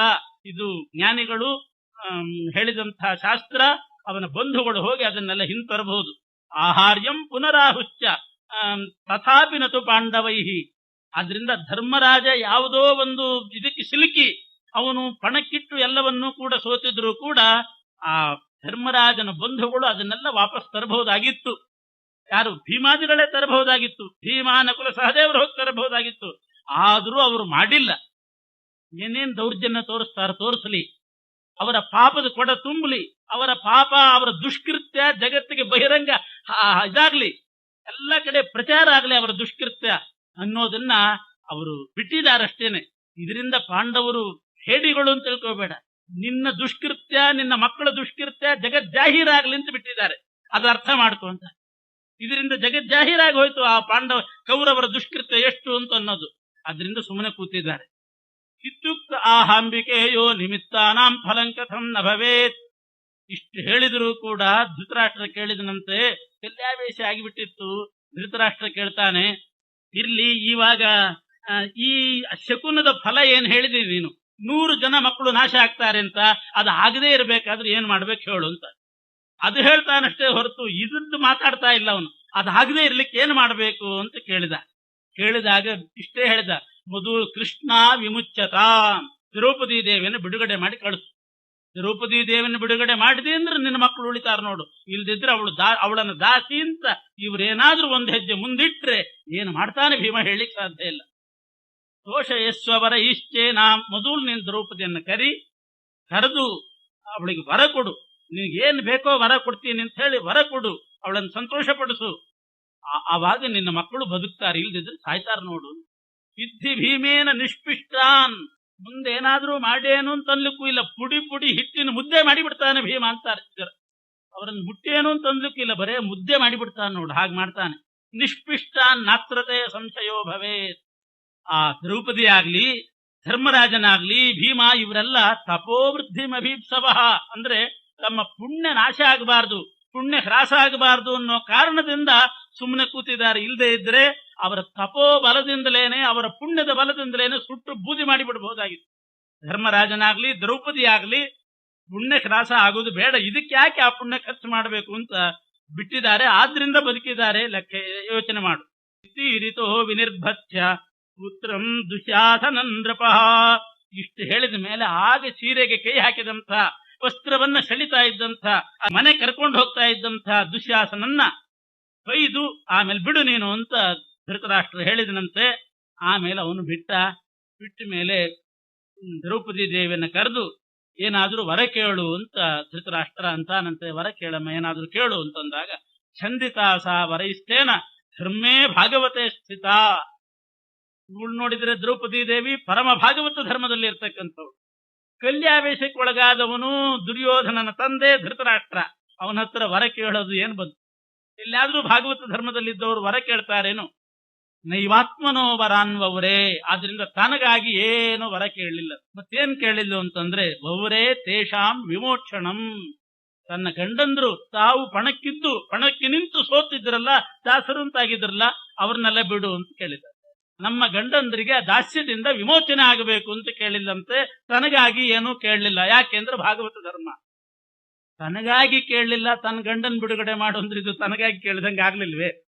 ಇನ್ನೇನ್ ಕೇಳಬೇಕು ತನಗಾಗಿ ಅಂದ್ರೆ? ಅದಕ್ಕೆ ಇಷ್ಟರ್ಥ. ದ್ರೌಪದಿ ದೇವಿ ತನಗಾಗಿ ಕೇಳಲಿಲ್ಲ ಅಂತಂದ್ರೆ ಮುಂದೆ ಆಚಾರ್ಯ ಅದನ್ನೆಲ್ಲ ಬಿಡಿಸ್ತಾರೆ. ತನಗಾಗಿ ಕೇಳೋದಾದ್ರೆ ಏನ್ ಕೇಳಬೇಕಾಗಿತ್ತು? ನನ್ನ ತಲೆ ಕೂದಲಿಗೆ ಕೈ ಹಾಕಿ ಎಳ್ಕೊಂಡು ಬಂದಿದ್ದಾನೆ, ವಸ್ತ್ರ ಎಳೆದಿದ್ದಾನೆ. ಆದ್ರಿಂದ ಅವನನ್ನ ಈ ಕ್ಷಣದಲ್ಲಿ ನೀನು ಸೀಮೆಣ್ಣೆ ಸುರಿದು ಬೆಂಕಿ ಹಚ್ಚು ಅಂತ ಕೇಳಿದ್ರೆ ತನಗಾಗಿ ಕೇಳಿದ ಹಾಗೆ ಆಗ್ತಿತ್ತು. ಅದನ್ನ ಕೇಳಲಿಲ್ಲ. ಆ ದುಶ್ಯಾಸನಿಗೆ ಶಿಕ್ಷೆ ಕೊಡು ಅಂತ ಕೇಳಲಿಲ್ಲ, ಅವನನ್ನು ಕಾಡಿಗೆಟ್ಟು ಅಂತ ಕೇಳಲಿಲ್ಲ. ಹಂಗೇನಾದ್ರೂ ಕೇಳಬಹುದಾಗಿತ್ತು ದ್ರೌಪದಿ. ನನ್ನನ್ನ ಎಳ್ಕೊಂಡು ಬಂದಿದ್ದಾನೆ, ಮನೆಗೆ ಎಳ್ಕೊಂಡು ಹೋಗ್ತೀನಿ ಅಂತಂದಿದ್ದಾನಲ್ಲ, ಮೊದಲು ಆ ದುಶ್ಯಾಸನ ನೀನು ಮನೆಯಿಂದ ಹೊರಗೆ ಹಾಕು, ಅವನಿಗೆ ಊಟ ಹಾಕಬೇಡ, 10 ದಿನ ಉಪವಾಸ ಹಾಕು, ಅಥವಾ ಮನೆಯಿಂದ ಬಹಿಷ್ಕಾರ ಹಾಕು ಅಂತ ಕೇಳಿದ್ರೆ ತನಗಾಗಿ ಕೇಳಿದ ಹಾಗಾಗಿ. ಅದನ್ನು ಕೇಳಲಿಲ್ಲ. ದುರ್ಯೋಧನನ್ನು ಹೊರಗೆ ಹಾಕು ಅಂತ ಕೇಳಲಿಲ್ಲ. ನಿನಗೆ ಗಂಡಂದ್ರಿಲ್ಲ, ಮುಗಿತು, ಪಾಂಡವರ ಕಥೆ ಮುಗಿತು, ಅವರು ದಾಸರಾಗಿ ಬಿಟ್ಟಿದ್ದಾರೆ, ನಿನ್ನನ್ನು ಒಪ್ಪಿಸಿ ಬಿಟ್ಟಿದ್ದಾರೆ ಅಂತ ಕರ್ಣ ಅನ್ನಲ್ಲ. ಕರ್ಣನ ಮೊದಲು ಹೊರಗೆ ಹಾಕು, ಅವನಿಗೇನು ಸಂಬಂಧ ಅಂತ ಕೇಳಬಹುದಾಗಿತ್ತು. ಯಾವುದನ್ನೂ ಕೇಳಲಿಲ್ಲ. ಇದು ಭಾಗವತ ಧರ್ಮ. ಗಂಡಂದ್ರೆ ಬಿಡುಗಡೆ ಕೇಳಿದ್ದಲ್ಲ, ಗಂಡಂದ್ರೆ ಬಿಡುಗಡೆ ಕೇಳಿದ್ರೆ ಇದು ವರನೇ ಅಲ್ಲ ಅಂತ ಆಚಾರ. ವರ ಆಗಿದ್ರೆ ಆ ಮಾತು ವರವೇ ಅಲ್ಲ. ಇದು ಯುಧಿಷ್ಠಿರಸ್ಯ ಸಭ್ರಾತು ಸರಾಷ್ಟ್ರಸ್ಯ ವಿಮೋಕ್ಷಣಂ. ತಮ್ಮಂದಿರಿಂದ ಕೂಡಿದಂಥ ಧರ್ಮರಾಜನ ಬಿಡುಗಡೆ ಮಾಡು, ಅವ್ರು ಏನೇನು ಅವರ ಆಸ್ತಿ ರಾಷ್ಟ್ರ ಎಲ್ಲ ಪಣಕ್ಕಿಟ್ಟಿದ್ರಲ್ಲ ಅದನ್ನೆಲ್ಲ ಅವ್ರಿಗೆ ವಾಪಸ್ ಒಪ್ಪಿಸು ಅಂತ ಕೇಳಿದ್ರು. ಆ ಸಂಪತ್ತನ್ನು ಕೊಟ್ಟು ಬಿಡು ಅಂತ ಕೇಳಿದ್ರು. ಅಷ್ಟನ್ನು ಕೊಟ್ಟು ತಮ್ಮಂದಿರನ್ನ ಬಿಡುಗಡೆ, ಅದು ಧರ್ಮರಾಜ ಅವನ ತಮ್ಮಂದಿರದ್ದು ಮತ್ತು ಅವರ ಸಂಪತ್ತು ಅದನ್ನೆಲ್ಲ ವಾಪಸ್ ಕೊಟ್ಟು ಬಿಡು ಅಂತ ಕೇಳಿದ್ರು. ಮತ್ತಿನ್ನೇನೂ ಕೇಳಲಿಲ್ಲ. ಸಂಜಮಾನಾಪಿ ನನ್ನ ಅವ್ರನೋ ಪುನಃ ಇನ್ನೇನಾದ್ರೂ ಕೇಳು ಅಂತಂದ್ರೆ ಕೇಳುಂದ್ರೂ ಕೂಡ ಕೇಳಲಿಲ್ಲ. ಇನ್ನೇನಾದ್ರೂ ಕೇಳು ಅಂತಂದಾಗ್ಲಾದ್ರೂ ದುರ್ಯೋಧನನ ಹೊರಗೆ ಹಾಕಿ ಬಂದ್ಬಿಡ್ಬಹುದಾಗಿತ್ತು. ಏನೂ ಕೇಳಲಿಲ್ಲ. ಭರ್ತುರ್ ವಿಷ್ಣೋಶ್ಚ ನಾನ್ಯಸ್ಮಾತ್ ವರ ಸ್ವೀಕಾರ ಇಷ್ಯತೆ. ಮಹಾಭಾಗವತ ಧರ್ಮ ಅಂತಂದ್ರೆ ಅದು ಹೆಣ್ಣು ಮಕ್ಕಳಿಗೆ ಗಂಡನಿಂದ ಏನ್ ಬೇಕಾದ್ರೆ ವರ ಕೇಳಬಹುದು, ಗಂಡನ ಹತ್ರ ಏನು ಬೇಕಾದ್ರೆ ಕೇಳಬಹುದು ವರ, ವಿಷ್ಣುವನ್ನ ಕೇಳಬಹುದು. ಬೇರೆಯವರಿಂದ ಯಾರಿಂದ ಕೇಳಿದ್ರು ಕೂಡ ಅದು ವರ ಕೇಳಬಾರ್ದು, ಅದು ಭಾಗವತ ಧರ್ಮಕ್ಕೆ ಚ್ಯುತಿಯೇ. ಆದ್ರಿಂದ ಅವರನ್ನೋ ಪರಂ ಬೇರೇನು ಕೇಳಲಿಲ್ಲ. ಮತ್ತೆ ಇದನ್ನಾದ್ರೂ ಕೇಳಿಲ್ಲಲ್ಲ ಧೃತರಾಷ್ಟ್ರನ ಹತ್ರ ಅಂತಂದ್ರೆ ಅಧರ್ಮತೋ ಹೃತತ್ವಾತ್ತು ತದ್ದಾನಂ ನವರೋ ಭವೇತ್. ಅವರು ಅಧರ್ಮ ಮಾಡಿ ಮೋಸ ಮಾಡಿ ಜೂಜಾಟದಿಂದ ಸಂಪಾದನೆ ಮಾಡಿದ್ರಿಂದ ವರ ಅಂತಲೂ ಅನಿಸ್ಕೊಳ್ಳೇ ಇಲ್ಲ. ನಿಜವಾಗಿ ಆದ್ರೆ ದ್ರೌಪದಿ ದೇವಿ ಹಿಂಗ್ ಕೇಳಬೇಕಾಗಿತ್ತು. ವರ ಕೇಳೋದಿಲ್ಲ ನಿನ್ನ ಹತ್ರ ವರ ಏನ್ ಕೇಳೋದಿಲ್ಲ. ಅಧರ್ಮದಿಂದ ಅವರನ್ನೆಲ್ಲ ದಾಸರನ್ನ ಅಂತ ಮಾಡ್ಕೊಂಡಿದ್ದಾರೆ, ಮೊದಲು ಅವರು ಬಿಡುಗಡೆ ಮಾಡು ಅಂತ ಕೇಳಬಹುದಾಗಿತ್ತು. ವರ ಕೊಡ್ತೀನಿ ಅಂತಂದದ್ದಕ್ಕೆ ಮರ್ಯಾದೆ ಕೊಟ್ಟು ಕೇಳಿಲ್ಲ ಅಂತ. ಮಾವನಿಗೆ ಒಂದಿಷ್ಟು ಮರ್ಯಾದೆ ಕೊಡೋಣ ಅಂತ ಆ ರೀತಿ ದ್ರೌಪದಿ ಕೇಳಿಲ್ಲಷ್ಟೇ ಹೊರತು ನಿಜವಾಗಿ ಆದ್ರೆ ಇಷ್ಟೇ ಕೇಳಬೇಕಾಗಿತ್ತು. ಅಧರ್ಮದಿಂದ ತಗೊಂಡಿದ್ದಾರೆ, ಕಳ್ಳತನ ಮಾಡಿದ್ದಾರೆ. ಒಬ್ಬ ಕಳ್ಳತನ ಮಾಡಿ ತಗೊಂಡು ಹೋಗಿಟ್ಕೊಂಡು ನಿನ್ಗೇನಾದ್ರೂ ವರ ಕೊಡ್ತೀನಿ ಅಂತಂದಾಗ ವರ ಏನ್ ಕೊಡೋದು, ನೀನು ಮೊದಲು ಕಳ್ಳತನ ಮಾಡಿದ್ದೆ ವಾಪಸ್ ಕೊಡು ಅನ್ಬೇಕು. ಕಳ್ಳತನ ಮಾಡಿದ್ದನ್ನು ಮತ್ತೆ ಸಾಲ ವಾಪಸ್ ನಿಂಗೆ ಸಾಲ ಕೊಡ್ತೀನಿ ಅಂತಂದ್ರೆ ಆ ಲೆಕ್ಕ ಇತಿಮತ್ವ ಪಾಂಡವಾನಾಂಬವರೇ ಕೃಷ್ಣ ವಿಮೋಕ್ಷಣಂ. ಇದು ವರನೇ ಅಲ್ಲ, ಆದ್ರಿಂದ ತಗೊಳ್ಳೋಣ ಅಂತ ಗಂಡಂದರ ಬಿಡುಗಡೆ ಕೇಳಿಲ್ಲಂತೆ. ಇನ್ನೂ ಒಂದು ರೀತಿಯಿಂದ ಆಚಾರ ಸಮರ್ಥನೆ ಮಾಡ್ತಾರೆ. ದ್ರೌಪದಿ ದೇವಿ ಭಾಗವತ ಧರ್ಮಕ್ಕೆ ಚ್ಯುತಿ ಇಲ್ಲ, ಧೃತರಾಷ್ಟ್ರನ ಹತ್ರ ವರ ಕೇಳಿಲ್ಲೂ ಅನ್ನೋ ಚ್ಯುತಿನೂ ಇಲ್ಲ. ಯಾಕೆ ಅಂದ್ರೆ ಭಾಗವತ ಧರ್ಮದ ಪ್ರಕಾರನೇ ಒಂದು ಧರ್ಮ ಉಂಟಂತೆ. ಶ್ವಶುರಾತ್ ಐಹಿಕ ವರಾಹ ಕ್ಷತ್ರಿಯಾಯಾಸ್ತ್ರಯೋಯತಃ. ಒಬ್ಬ ಕ್ಷತ್ರಿಯ ಹೆಣ್ಣು ಮಗಳು ಮಾವನಿಂದ 3 ವರ ಪಡಿಬಹುದು ಅಂತ ನಿಯಮ ಇದೆ. ಮಾವನಿಂದ 3 ವರ ಪಡಿಬಹುದಂತ. ಬ್ರಾಹ್ಮಣ ಹೆಣ್ಣು ಮಗಳು ಮಾವನಿಂದ 100 ವರ ಪಡಿಬಹುದು. ಕ್ಷತ್ರಿಯಗಳು 3, ಬ್ರಾಹ್ಮಣರಾದವರು 100 ವರ ಪಡಿಬಹುದು ಅಂತಿದೆ. ಮುಕ್ತ ಶತಂಚ ವಿಪ್ರಾಯ ಧರ್ಮೇ ಭಾಗವತೇ ತತಃ. ಇದು ಭಾಗವತ ಧರ್ಮನೇ ಹೀಗಿದೆಯಂತೆ. ಅಂದ ಮೇಲೆ ಕ್ಷತ್ರಿಯ ಹೆಣ್ಣು ಮಗಳಾದಂತಹ ದ್ರೌಪದಿ ದೇವಿ ಧರ್ಮರಾಜನ್ ಬಿಡುಗಡೆ ಮಾಡು, ಅವನ ತಮ್ಮಂದರನ್ನ ಬಿಡುಗಡೆ ಮಾಡು, ಸಂಪತ್ತು ವಾಪಸ್ ಕೊಡು ಅಂತ ಕೇಳಿದ್ರೆ ವರ ಕೇಳಿಲ್ಲು ಅಂತ ಇಟ್ಕೊಂಡ್ರೂ ಭಾಗವತ ಧರ್ಮಕ್ಕೆ ಚ್ಯುತಿ ಇಲ್ಲ. ನಿಜವಾಗಿಯೂ ವರ ಅಂತಲ್ಲ, ಕದ್ದಿದ್ದಾರೆ ನಿನ್ನ ಮಕ್ಕಳು ಅವು ವಾಪಸ್ ಕೊಡುದು ಅಂತ ಹೇಳಬೇಕಾಗಿತ್ತು. ದರೋಡೆ ಮಾಡಿದ್ದಾರೆ, ದೋಚಿದ್ದಾರೆ ನಿನ್ನ ಮಕ್ಕಳು ಕೊಡು ಅಂತ ಹೇಳಬೇಕಾಗಿತ್ತು. ಮಾವನಿಗೆ ಬೆಲೆ ಕೊಟ್ಟು ಆ ಶಬ್ದ ಪ್ರಯೋಗ ಮಾಡಲಿಲ್ಲ ಅಷ್ಟೇ. ಹೇತು ನಾನೇನ ಬವ್ರೇಸ ನಾಣ್ಯತ್ ಕಿಂಚಿತ್ ತತ್ಪರಂ. ಆದ್ರಿಂದ ಭಾಗವತ ಧರ್ಮಕ್ಕೇನು ಚ್ಯುತಿ ಅಲ್ಲಿಲ್ಲ. ಅಂತೂ ಬಿಡುಗಡೆ ಆಯ್ತು. ತಥೋ ವಿಮುಕ್ತ ಪ್ರಯಯುಶ್ಚ ಪಾರ್ಥ ಗುರುನ್ ಪ್ರಣಮ್ಯ ಸ್ವಪುರಂ ಸ ಕೃಷ್ಣ. ದ್ರೌಪದಿಯನ್ನು ಕರ್ಕೊಂಡು, ಸಂಪತ್ತೆಲ್ಲ ಅಂತೂ ಅಲ್ಲೇ ಇತ್ತು, ಇನ್ನು ಕಸ್ಕೊಂಡಿದ್ದಿಲ್ಲ, ಇವರು ಸೋತದ್ದಷ್ಟೇ ಆಗಿತ್ತು. ನಮಸ್ಕಾರ ಮಾಡಿ ಹಿರಿಯರಿಗೆಲ್ಲ ನಮಸ್ಕಾರ ಮಾಡಿ ತಮ್ಮ ತಮ್ಮ ಊರಿಗೆ ಹೋದ್ರಂತೆ. ಅವ್ರು ಆ ಕಡೆ ಹೋದ ಕೂಡ್ಲೆ ಎಲ್ರೂ ಹೋಗೋದೇ ಕಾಯ್ತಾ ಇದ್ದ ದುರ್ಯೋಧನ. ಬಂದಿರೋ ಹಿರಿಯರೆಲ್ಲ ಹೋದ್ರು, ತಮ್ಮ ತಮ್ಮ ಮನೆಗೆ ಹೋದ ಕೂಡ್ಲೆ ಮೊದಲು ಮಾಡಿದ್ದು ಧೃತರಾಷ್ಟ್ರನ ಬೈಲಿಕ್ಕೆ ಶುರು ಮಾಡಿ. ಎಂಥ ಕೆಲಸ ಮಾಡಿಬಿಟ್ಟಿ ನೀನು, ಅನಾಯಾಸವಾಗಿ ಪಾಂಡವರ ಸಂಪತ್ತೆಲ್ಲ ನಮಗೆ ಬಂದ್ಬಿಟ್ಟಿತ್ತು, ಅವರೂ ಕೂಡ ನಮಗೆ ಪರಿಚಾರಕರಾಗಿ ದಾಸರಾಗಿ ಬಿಟ್ಟಿದ್ರು, ಮನೆ ಕಸ ಗುಡಿಸಬಹುದಾಗಿತ್ತು ಅವರಿಂದ. ಎಂಥ ಕೆಲಸ ಮಾಡಿಬಿಟ್ಟಿ. ಯಮೋಚಯೋ ಮೃಕೋದರ ಧ್ವಧಶ್ಚನೋ ಧ್ರುವೋ ಭವೇತ್. ಬಿಡುಗಡೆ ಮಾಡಿದ್ದಕ್ಕೆ ತಪ್ಪಿಲ್ಲ, ಬಿಡಿಸಬಹುದಾಗಿತ್ತು. ಆದ್ರೆ ಬಿಟ್ಟ ಮೇಲೆ ಸುಮ್ಮನೆ ಬಿಡ್ತಾರೋ? ಪಂಜರದಲ್ಲಿ ಒಂದು ಹುಲಿಯನ್ನು ಹಾಕಿಟ್ಟು ಆಮೇಲೆ ಬೀಗ ತೆಗೆದ್ರೆ ಮೊದಲು ತೆಗೆದವನ ಮೇಲೆ ಹಾರೋದು. ತೆಗೆದೆ ಅಂತ ಹೇಳಿ ಅದೇನು ಕೃಪೆ ತೋರಿಸ್ತದೆ ಅನ್ನೋದು? ಅಷ್ಟು ದಿವಸ ಕೂಡಿ ಹಾಕಿಟ್ಟಿರ್ತಾರಲ್ಲ ಹುಲಿಯನ್ನ, ಹೋಗಿ ಯಾರು ಮೊದಲು ಬೀಗ ತೆಗಿತಾನೋ ತೆಗೆದು ಕೂಡಲೇ ಮೊದಲು ಮಾಡೋದು ಅವನನ್ನದೇ ಕೆಲಸ. ಹೀಗಿರುವಾಗ ಅವ್ರನ್ನೆಲ್ಲ ನಾವು ದಾಸರು ಅಂತಂದು ಆ ವಸ್ತ್ರವನ್ನು ಕೂಡ ಹುಟ್ಟದನ್ನ ಬಿಡಿಸಿ ನಾರುಮಡಿ ಉಡಿಸಿ ಚರ್ಮ ವಸಂದ್ರನ್ನಾಗಿ ಮಾಡಿ ಅವರನ್ನ ನೆಲದ ಮೇಲೆ ಕೂಡಿಸಿದ್ವಿ. ಈಗ ಅವ್ರು ನೆಲದ ಒಳಗೆ ಹೂತಿಡ್ತಾರೆ ನಮ್ಮನ್ನ ಅಂತಾನು. ನೆಲದ ಮೇಲೆ ಕೂಡಿಸಿದ್ವಿ ನಾವು, ಈಗ ನೀನು ಅವರನ್ನು ಬಿಡುಗಡೆ ಮಾಡಿಬಿಟ್ರೆ ಸುಮ್ಮನೆ ಬಿಟ್ಟ ಅನ್ನೋ ಭೀಮನನ್ನ. ಸಮಸ್ತ ಪಾಂಡವ ಶ್ರಿಯಂ ಸಮಾಗತಾಮಹೋ ಪುನಃ ಯಮೋಚಯೋ ವೃಕೋದರಾತ್ ವಧಶ್ಚನೋ ಧ್ರುವೋ ಭವೇತ್. ಅಷ್ಟು ಸಂಪತ್ತು ಬಂದಿತ್ತು, ಅದು ಹೋಯ್ತು. ಭೀಮನನ್ನು ಬಿಡುಗಡೆ ಮಾಡಿಬಿಟ್ರಿ, ಇನ್ನು ಭೀಮ ನಮ್ಮನ್ನು ಸುಮ್ಮನೆ ಬಿಡೋದು, ನಮ್ಮನ್ನೆಲ್ಲ ವಧೆ ಮಾಡಿಬಿಡ್ತಾನೆ. ಆದ್ರಿಂದ ಮೊದಲಿಗೆ ಅವರನ್ನು ಮತ್ತೆ ಆಟಕ್ಕೆ ಕರಿ ಅಂತ. ಇಲ್ದಿದ್ರೆ ನಾವು ನಮ್ಮನ್ನು ಸುಮ್ಮನೆ ಬಿಟ್ಟಾನೇನವನು, ಹುಲಿ ಅವನು ಅಂದಾಗ ಇವನಿಗೂ ಅದು ಹೌದು ಅಂತಾನೆ. ಅರೆ ವಿದುರ ಹೇಳಲಿಲ್ವಲ್ಲ ಇದನ್ನ ಅಂತ ಅನಿಸ್ತ. ವಿದುರ ಈ ನೀತಿ ಹೇಳಲಿಲ್ವಲ್ಲ, ಬರೇ ಬಿಡುಗಡೆ ಮಾಡುವಂತ ಇಷ್ಟು ಪೆದ್ದ ಧೃತರಾಷ್ಟ್ರ. ಇವನು ಸ್ವಲ್ಪ ವಾಸಿ ದುರ್ಯೋಧನ. ಅಲ್ಲಿ ಇಷ್ಟು ದಿವಸ ಕೂಡ ಹಾಕೊಂಡಿದ್ದಕ್ಕಿದ್ದಂಗೆ ಬಿಟ್ರೆ ಮೊದಲು ಅವ್ರ ಮೇಲೆ ಬರ್ತದೆ ಅದು ಏಟು. ಆದ್ರಿಂದ ಬುದ್ಧಿವಂತರು ಯಾರು ಹಂಗ್ ಮಾಡೋದಿಲ್ಲ. ಒಂದು ಸಲ ಕೆಡುಕು ಮಾಡಿದ ಮೇಲೆ ಅವರನ್ನೆಂದು ಹತ್ತಿರ ಸೇರಿಸಿಕೊಳ್ಳೋ ಸಾಹಸಕ್ಕೆ ಹೋಗೋದಿಲ್ಲ ಬುದ್ಧಿವಂತರಾದವು. ಹರಿವಂಶದಲ್ಲಿ ಬಹಳ ಚೆನ್ನಾಗಿ ಬರ್ತದೆ. ಪೂಜನೀಯ ಪಕ್ಷಿ ಅಂತ ಒಂದು ಗುಬ್ಬಚ್ಚಿ ಕಥೆ ಹೇಳ್ತಾರೆ ವ್ಯಾಸರು. ಒಂದು ಗುಬ್ಬಚ್ಚಿಯ ಮರಿಯನ್ನ ಆ ರಾಜನ ಕುಮಾರ ಸಣ್ಣ ಕೂಸು ಕೊಂದು ಹಾಕಿಬಿಟ್ಟಿತ್ತಂತ. ಆಮೇಲೆ ಆ ಗುಬ್ಬಚ್ಚಿ, ದೊಡ್ಡ ಗುಬ್ಬಚ್ಚಿ ಆ ಮರಿಯನ್ನ ರಾಜನ ಕುಮಾರನನ್ನ ಕಣ್ಣುಗೆ ಕೂಕ್ಕಿ ಕುರುಡನ್ನು ಮಾಡಿಬಿಡ್ತಂತ. ಆಮೇಲೆ ಕುರುಡನ್ನು ಮಾಡಿ ಹಾರಿ ಹೋಯ್ತು, ಅಂಗಳದಲ್ಲಿರುವಂತಹ ಮರದ ಮೇಲೆ ಹೋಯ್ತಂತೆ. ಆಗ ರಾಜ ಬಂದು ಹೇಳ್ತಾನೆ, ನಿನ್ನ ಮರಿಯನ್ನ ನನ್ನ ಮಗ ಗೊಂಬೆ ಅಂತ ತಿಳ್ಕೊಂಡು ಕುತ್ತಿಗೆ ಹೆಚ್ಚಿಗೆ ಹಾಕಿಬಿಟ್ಟ. ಅದಕ್ಕೆ ಸೇಡು ತೀರಿಸ್ಕೊಳ್ಳಿಕ್ಕೆ ನೀನು ನನ್ನ ಮಗನ ಕಣ್ಣನ್ನ ನೀನು ಕುಕ್ಕಿ ಕುರುಡು ಮಾಡಿಬಿಟ್ಟಿ. ಮುಯಿ ತೀರ್ತು. ಆದ್ರೆ ನಾನು ನೀನು ಮೊದಲಿನಂತೆ ಸ್ನೇಹದಿಂದಿರೋಣ. ಅಜರ್ಯಂ ಸಖ್ಯ ಮಸ್ತುತೆ. ನಿನ್ನ ಮರಿ ಹೋಯ್ತು, ನನ್ನ ಮಗನ ಕಣ್ಣು ಹೋಯ್ತು, ಆದ್ರೆ ನಾವು ಮಾತ್ರ ನಮ್ಮ ಸ್ನೇಹ ಕೆಡಿಸ್ಕೊಳ್ಳೋದು ಬೇಡ. ಗುಬ್ಬಚ್ಚಿ ನನ್ನ ಜೊತೆಗೆ ಇರು. ಪೂಜನೀಯ ಅನ್ನೋ ಪಕ್ಷಿಗೂ ಆ ರಾಜನಿಗೂ ಭಾರಿ ಸ್ನೇಹ ಇರ್ತದೆ, ಬ್ರಹ್ಮದತ್ತ ಅಂತ. ಆಗ ಆ ಗುಬ್ಬಚ್ಚಿ ಹೇಳ್ತದೆ, ಬಹಳ ಚೆನ್ನಾಗಿದೆ ವೇದವ್ಯಾಸದೇವರ ಮಾತು. ಒಂದು ಸಲ ನಾವು ಅಪರಾಧ ಮಾಡಿದ ಮೇಲೆ ಯಾವ ರೀತಿಯಿಂದಲೂ ಕೂಡ ಬುದ್ಧಿವಂತನಾದವನು, ವಿವೇಕಿ ಆದವನು ಅಲ್ಲಿ ಇರಕೂಡ್ದು.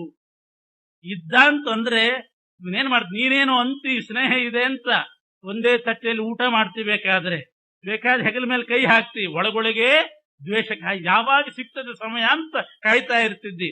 ಸಾಧ್ಯನೇ ಇಲ್ಲ ಅಂತ ಹೇಳಿ ಅದೇ ಹೋಯ್ತು ಅಂತದ್ದು. ಬಹಳ ಚೆನ್ನಾಗಿದೆ. ಹಾಗೆಯೇ ದುರ್ಯೋಧನ ವಿಚಾರ ಮಾಡಿದ, ಇವರನ್ನು ಇಷ್ಟು ಅವಹೇಳನ ನಾವು ಮಾಡಿದ ಮೇಲೆ ಈಗ ಮತ್ತೆ ನೀನು ಬಿಡುಗಡೆ ಮಾಡಿದಿ ಅಂತಂದ್ರೆ ಸುಮ್ಮನೆ ಬಿಟ್ಟಾನೇನವನು. ತಿಂದಿದ್ರು ಅವನನ್ನ ನಾವು ನಿಯಂತ್ರಣದಲ್ಲೇ ಇಟ್ಕೊಳ್ಬೇಕಿನ್ನ. ಒಂದು ಹುಲಿಯನ್ನ ಕೂಡಿಟ್ಟ ಮೇಲೆ ಕೂಡೇ ಇಟ್ಕೊಳ್ಬೇಕು. ಆದ್ರಿಂದ ಮತ್ತೆ ಕರಿ, ಮತ್ತೆ ಜೂಜಾಟ ಆಡೋಣ. ಹೌದು, ಮತ್ತೇನು ಮಾಡುದು? ಈ ಸಲ ಪಣಕ್ಕೆ ಅನುದ್ಯೂತ ಅಂತ ಕರೀತಾರೆ. ದ್ಯೂತ ಆಯ್ತು, ಇವಾಗ ಇದು ಅನುದ್ಯೂತ. ಎರಡನೇ ಸಲ ಜೂಜಾಟಕ್ಕೆ ಕರೆದ. ಈ ಎರಡನೇ ಜೂಜಾಟದಲ್ಲಿ ಪಣ ಏನು ಅಂತಂದ್ರೆ ಆಸ್ತಿ ಪಾಸ್ತಿ ಬೇಡ. ಯಾಕೆಂದ್ರೆ ಅವ್ರನ್ನ ಇಲ್ಲಿ ಇಟ್ಕೊಂಡ್ರೆ ಕಷ್ಟ ಅನಿಸ್ತು. ಆಸ್ತಿ ಇಟ್ಕೊಂಡು ಮತ್ತೆ ನಿನ್ನ ತಮ್ಮಂದು ಇಟ್ಕೋ, ನಿನ್ನನ್ನು ಪಣಕ್ಕಿಟ್ಕೋ, ಸೋಲು ನಮ್ಮಲ್ಲೇ ಇರುವಂತಂದ್ರೆ ಅದು ಬೆಂಕಿ ಕೊಂಕಳಲ್ಲಿ ಇಟ್ಕೊಂಡು ಹಾಗೆ ಲೆಕ್ಕ. ಆದ್ರಿಂದ ಬೇಡವೇ ಬೇಡ. ಈ ಸಲ ಅನುದ್ಯೂತದಲ್ಲಿ ಎರಡನೇ ಸಲ ಜೂಜಾಟಕ್ಕೆ ಬರಲಿ. ಅವರು ಸೋತರು ಅಂತಂದ್ರೆ 12 ವರ್ಷದ ತನಕ ಅವರು ವನವಾಸಕ್ಕೆ ಹೋಗ್ಬೇಕು. ಈ ಕಡೆ ಬರ್ಲಿಕ್ಕೆ ಕೂಡುದು. 1 ವರ್ಷ ಅಜ್ಞಾತವಾಸ ಮಾಡಬೇಕು. ಅದರಲ್ಲಿ ಏನಾದ್ರೂ ಒಬ್ರು ಯಾರಾದ್ರೂ, ಅದು ಅಜ್ಞಾತವಾಸ ಎಲ್ಲಿ? ಪ್ರಸಿದ್ಧ ರಾಜನ ಊರಿನಲ್ಲಿ ಮಾಡ್ಬೇಕಂತ. ಯಾವುದೋ ಅಪ್ರಸಿದ್ಧ ಊರಿಗೆ ಹೋಗಿ ಮಾಡೋದಲ್ಲ, ಪ್ರಸಿದ್ಧ ರಾಜನ ಊರಿನಲ್ಲಿ, ನಮ್ಮ ಊರಿನ ಹತ್ರ ಸುತ್ತಮುತ್ತಲು ಹಿಂಗೆಲ್ಲ ಕಂಡೀಷನ್ ಹಾಕಿದೆ ಅಂದ್ರೆ ಸಿಕ್ಕೇ ಬೀಳ್ತಾರೆ ಅಂತ. ನಮ್ಮ ಊರಿನ ಸುತ್ತಮುತ್ತಲು ಬಹುದೂರ ಅಲ್ಲ, ಹತ್ತಿರದಲ್ಲೇ ಪ್ರಸಿದ್ಧ ರಾಜನ ಊರಿನಲ್ಲಿ ಅಜ್ಞಾತವಾಸ ಮಾಡಬೇಕು. ಯಾರಾದ್ರೂ ಒಬ್ರು ಕಂಡ್ರು ಅಂತಂದ್ರೆ ಮತ್ 12 ವರ್ಷ, ಮತ್ತೊಂದು ವರ್ಷ ಅಜ್ಞಾತವಾಸ. ಈ ರೀತಿ ಪಣಕ್ಕಿಟ್ಟು ಮಾಡ್ತೇನೆ. ಯಾಕೆ ಅಂತಂದ್ರೆ ದ್ರೌಪದಿ ತಂಟೇನೂ ಬೇಡ, ಭೀಮನ್ ತಂಟೆ ಬೇಡ, ಅವ್ರ ಹತ್ತಿರ ಇದ್ರಬಾರ್ದು. ಆ ರೀತಿ ಹೊರಗೆ ಕಳಿಸಿಬಿಡೋಣ ಅಂತ ಯೋಚನೆ ಮಾಡಿದಾಗ ಧೃತರಾಷ್ಟ್ರ ಮತ್ತೆ ಕಳಿಸ್ತಾನೆ ಧರ್ಮರಾಜನಿಗೆ, ಇನ್ನೊಂದ್ಸಲ ಆಟ ಆಡ್ಲಿಕ್ಕೆ ಬನ್ನಿ ಅಂತ. ಆವಾಗ ಎಷ್ಟು ಜನ ಹೇಳಿದ್ರು ಬೇಡ, ಮೊದಲೇನಾಗಿದೆ ನೋಡಿದ್ಯಲ್ಲ ಅಂತಂದ್ರು ಕೂಡ ಮತ್ತೆ ಧರ್ಮರಾಜ ಕರೆದಾಗ ಹೋಗದೆ ಇರ್ಲಿಕ್ಕೆ ಸಾಧ್ಯ ಇಲ್ಲ ಅಂತ ಬಂದೇ ಬಿಟ್ಟ. ಮತ್ತೆ ಪುನಃ ಜೂಜಾಟ ನಡೀತು. ಯಥಾ ಪ್ರಕಾರ ಶಕುನಿ ಮೋಸ ಮಾಡಿ ಸೋಲಿಸೇ ಬಿಟ್ಟ. ಸೋತಾಗ ತದಾನನರ್ಥ ಪಾಪಕೃತ್ ಸುಯೋಧನಾನುಜೋ ಹಸನ್ ಗುಣದಾಡಿದ್ರಂತೆ ದುರ್ಯೋಧನ ದುಶ್ಯಾಸನ ಅವರನ್ನು. ಸೋತ ಮೇಲೆ ಎಲ್ಲ ಯಥಾ ಪ್ರಕಾರ ಕಾಡಿಗೆ ಹೋಗೋದು ಅಂತ ಒಪ್ಪಂದ ಆಗಿಬಿಟ್ಟಿತ್ತು. ಇವರೆಲ್ಲ ಕಾಡಿಗೆ ಹೋಗ್ತಾ ಇದ್ದ. ಹಸ್ತಿನಾಪುರದಿಂದ ದುರ್ಯೋಧನನ ಮನೆಯಿಂದ ಹೊರಡುವಾಗ ದುಶ್ಯಾಸನ ಪದಮುಷ್ಟ್ಯಮಾರುತಾತ್ಮಜಂ ಪುನಃ ಪುನಶ್ಚ ಗೌರಿತಿ. ಭೀಮ ಹೋಗ್ತಾ ಇರುವಾಗ ಗೂಳಿ ಕಾಡಿಗೆ ಹೋಗ್ತಾ ಇದೆ ಮೇಲಿಕ್ಕೆ ಅಂತ ಕುಣಿದಾಡಿದನಂತ. ಗೂಳಿ ಹೋಗ್ತಾ ಇದೆ ನೋಡಿ, ನಮ್ಮೂರಿನಿಂದ ಒಂದು ಗೂಳಿ ಕಾಡಿಗೆ ಹೋಗ್ತಾ ಇದೆ, ಬಸವ ಬಿಟ್ಟಿದೀವಿ ಹೋಗ್ತಾ ಇದೆ ಅಂತ ಆ ರೀತಿ ಅನ್ನಂತ. ಗೂಳಿ ಹೋಗ್ತಾ ಇದೆ, ತಿರುಗಲಿಕ್ಕೆ ಕಾಡಿಗೆ ತಿರುಗಲಿಕ್ಕೆ ಹೋಗ್ತಾ ಇದೆ ಅಂತ ಕುಣಿದಾಡಿದನಂತೆ. ಉವಾಚ ಚ ಪುನಃ ಕೃಷ್ಣಾಂ ನೃತ್ಯನ್ನೇವ ಸಭಾತಲೆ. ಮತ್ತೆ ಮತ್ತೆ ಆ ಸಭಾಭವನದಲ್ಲಿ ಕುಣಿದು ಹೇಳ್ತಿದ್ದಾನಂತೆ, ದ್ರೌಪದಿ ಈಗಲಾದ್ರೂ ಹೇಳು, ನಿನಗೊಂದು ಅವಕಾಶ ಕೊಡ್ತೀವಿ. ಈ ಗೂಳಿಗಳೆಲ್ಲ ಕಾಡಿಗೆ ಹೋಗ್ಲಿ ತಿರುಗಲಿಕ್ಕೆ, ಈ ದನಗಳೆಲ್ಲ ಮೇಲಿಕ್ಕೆ ಹೋಗ್ಲಿ, ನೀನಾದ್ರೂ ದುರ್ಯೋಧನನ ಮನೆಗೆ ಬಾ ಅಂತಂದ. ಯಾಕೆಂದ್ರೆ ಏತೇ ಕಿಲ ಷಂಢತಿಲಾಸ್ತಮೋಂಧಂ ಆಪ್ತಾನ ಚೈಷಾಂ ಪುನರುಚ್ಛಿತ ಸ್ಯಾತ್. ಇವರೆಲ್ಲ ಎಳ್ಳಿದ್ದ ಹಾಗೆ, ಜೊಳ್ಳು ಎಳ್ಳು ಅಂತಾನೆ. ಬರೇ ಎಳ್ಳಲ್ಲ, ಜೊಳ್ಳು ಎಳ್ಳು. ಯಾವ ಸತ್ವ ಇಲ್ಲದೆ ಇರತಕ್ಕಂಥ ಜೊಳ್ಳು ಎಳ್ಳುಗಳು ಅಂಧನ್ ತಮಸ್ಸಿಗೆ ಹೋಗಿ ಬೀಳ್ತಾರೆ. ಪುನರುತ್ಥಾನವೇ ಇಲ್ಲ ಇವರಿಗೆ ಅಂತ ಇವನಂತಾನೆ, ತಮಸ್ಸಿಗೆ ಬೀಳೋನು. ಇತಿ ಬ್ರುವಾಣೋನು ಚಕಾರ ಭೀಮಂ ತದಾಹ ಸಂಧರ್ತ ರಾಷ್ಟ್ರಾಶ್ಚ ಸರ್ವೇ. ಹೀಗೆ ದುಶ್ಯಾಸನ ಕುಣಿತ ಭೀಮ ಹೋಗ್ತಿರುವಾಗ ಅವನು ಹೆಂಗ್ ಹೆಜ್ಜೆ ಇಟ್ಟು ಹೋಗ್ತಾನೆ ಆ ರೀತಿ ಅಣಗಿಸ್ಕೊಂಡು ಬಂದಂತೆ. ಹಿಂದಿನಿಂದ ಅವನನ್ನೇ ಅನುಕರಣೆ ಮಾಡಿಕೊಂಡು, ಅವನ ಹಾಗೆ ಮಾಡಿಕೊಂಡು, ಅವನು ಮಾಡಿದಂಗೆ ಮಾಡಿ ಅನುಕರಣೆ ಮಾಡ್ತಾ ಅಣಗಿಸ್ತಾ ಬಂದಾಗ ನೇನು ಹೊರಗೆ ಹೋಗ್ತಿದ್ದ, ಅಕಸ್ಮಾತ್ ತಿರುಗಿಬಿಟ್ಟಂತೆ ಭೀಮ. ಅಕಸ್ಮಾತ್ ಯಾರೋ ಹಿಂದ್ ಬಂದಾಗ ಆಗ್ತದೆ ಅಂತ ತಿರುಗಿದ್ರೆ ಇವನನ್ನೇ ಅಣಗಿಸ್ಕೊಂಡು ಹಿಂದಿಂದ ಬರ್ತಿರ್ತಾನೆ.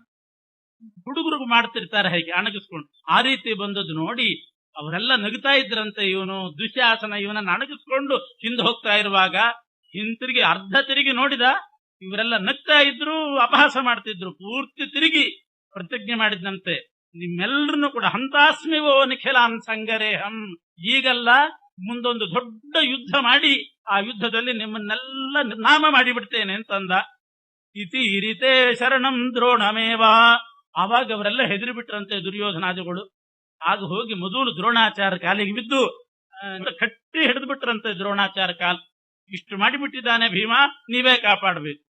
ಆಗ ದ್ರೋಣಾಚಾರ್ಯರು ಆ ದುರ್ಯೋಧನ ಕಾಲು ಹಿಡಿದದ್ದಕ್ಕೆ ಅವನ ಕೈ ಹಿಡಿದು ಎಬ್ಬಿಸಿ ಹೇಳಿದ್ರಂತೆ, ಆಯ್ತಪ್ಪ, ಇಷ್ಟು ನೀನ್ ಕಾಲು ಹಿಡಿಯೋ ಅಗತ್ಯ ಇಲ್ಲ. ಭೀಮ ನಿಮ್ಮೇಲೆ ಯುದ್ಧಕ್ಕೆ ಬರ್ತಾನೆ, ಕಾಪಾಡು ಅಂತ ಹೇಳ್ತಿದ್ದೀರಲ್ಲ, ನಾನು ನಿನ್ನ ಪಕ್ಷಕ್ಕೆ ಬಂದು ಸರ್ವಾತ್ಮನ ಪ್ರಯತ್ನ ಪಡ್ತೇನೆ. ನಾನು ಬ್ರಾಹ್ಮಣನಾದರೂ ಕೂಡ ನನ್ನ ಬ್ರಾಹ್ಮಣ್ಯ ಬಿಟ್ಟು, ನನ್ನ ಧರ್ಮ ನಾನು ಬಿಟ್ಟು, ಕ್ಷತ್ರಿಯ ವೃತ್ತಿಯನ್ನು ಅವಲಂಬಿಸಿ ನಿನಗಾಗಿ ಬಿಲ್ಲು ಬಾಣ ಹಿಡ್ಕೊಂಡು ನಿನ್ನ ಪಕ್ಷದಲ್ಲಿ ನಿಂತ್ಕೊಂಡು ಮುಂದೆ ನಡೆಯೋ ಯುದ್ಧದಲ್ಲಿ ಹೋರಾಡ್ತೀನಿ. ನಾನು ಮಾತ್ರ ಅಲ್ಲ, ನನ್ನ ಮಗ ಅಶ್ವತ್ಥಾಮನ್ನು ಕರ್ಕೊಂಡು ಬರ್ತೀನಿ. ಇನ್ನೊಬ್ಬರಿದಾರಲ್ಲ ಇವರು ಕೃಪಾಚಾರ್ಯರು, ಕೃಪಿಯ ಅಣ್ಣ, ಅವರನ್ನು ಕೂಡ ಹೆಂಡತಿ ಸಂಬಂಧಿಕರು, ಅವರನ್ನೂ ಕೂಡ ಕರ್ಕೊಂಡು ಬಂದು ನಾನು ಕೃಪಾ ಅಶ್ವತ್ಥಾಮ 3 ಜನ ನಿನ್ ಕಡೆ ನಿಂತು ಸಾಧ್ಯವಾದಷ್ಟು ನಿನಗೆ ಸಹಾಯ ಮಾಡ್ತೇವಿ. ಆದ್ರೆ ಒಂದು ಮಾತು, ಭೀಮನ್ ಕೈಯಿಂದ ಮಾತ್ರ ತಪ್ಪಿಸ್ಲಿಕ್ಕೆ ಸಾಧ್ಯ ಇಲ್ಲ ಅಂದ್ಬಿಟ್ಟು ಮಾಡೋದು. ಅವ್ರು ಇದ್ದದ್ದೇ ಭೀಮನ ಹೆದರಿಕೆ, ಅದನ್ನೇ ಬಿಟ್ಬಿಟ್ಟು ಅದನ್ನ ಮಾತ್ರ ಕೇಳಬೇಡ, ಬಾಕಿ ಅಂತ ಸಾಧ್ಯವಾದಷ್ಟು ಮಾಡ್ತೀನಿ. ಆಗ್ಲಿ ಅಷ್ಟಾದ್ರೂ ಮಾಡ್ರಿ ಅಂತ ನಾವು. ತಥೋ ಯಯು ಪಾಂಡವಾಸ್ತೆ ಸಭಾಯಾವನಾಯ ಕೃಷ್ಣ ಸಹಿತ ಶುಶೂರಾ. ಆಮೇಲೆ ಹೊರಡ್ತಾ ಇದ್ದಾರೆ. ಹಿಂದಿನಿಂದ ದುರ್ಯೋಧನ ಮತ್ತೆ ಅಣಗಿಸ್ಕೊಂಡು ಬಂದ. ಆವಾಗ ಅವನನ್ನು ನೋಡಿ ಮತ್ತೆ ಭೀಮಸೇನ ದೇವರು ಹೇಳಿದ್ರಂತೆ, ನನ್ನನ್ನು ಅನುಕರಣೆ ಮಾಡಿ ಅಣಗಿಸ್ತಾ ಇದ್ದಿ, ಅವತ್ತು ದ್ರೌಪದಿ ದೇವಿಗೆ ತೋರಿಸಿದ್ದಕ್ಕೆ ಒಂದು ತೊಡೆ ಮುರಿತೀನಿ ಅಂತ ಪ್ರತಿಜ್ಞೆ ಮಾಡಿದೆ, ನನ್ನನ್ನು ಅಣಗಿಸಿದ್ದಕ್ಕೆ ಇನ್ನೊಂದು ತೊಡೆನೂ ಮುರಿತೀನಿ ಅಂದ್ಬಿಟ್ಟು 2 ತೊಡೆ ಪುಡಿ ಪುಡಿ ಮಾಡ್ತೇನೆ ಅಂತ ಹೇಳಿ ಹೊರಟ. ಹೋಗುವಾಗ ಪ್ರಯಾತಾನ್ ಅನುತಾನ್ ಕುಂತಿ ಪ್ರಯಯೌ ಪುತ್ರ ಗೃದ್ಧಿನಿ. ಕುಂತಿನೂ ಕೂಡ ಹೊರಟ್ಲು.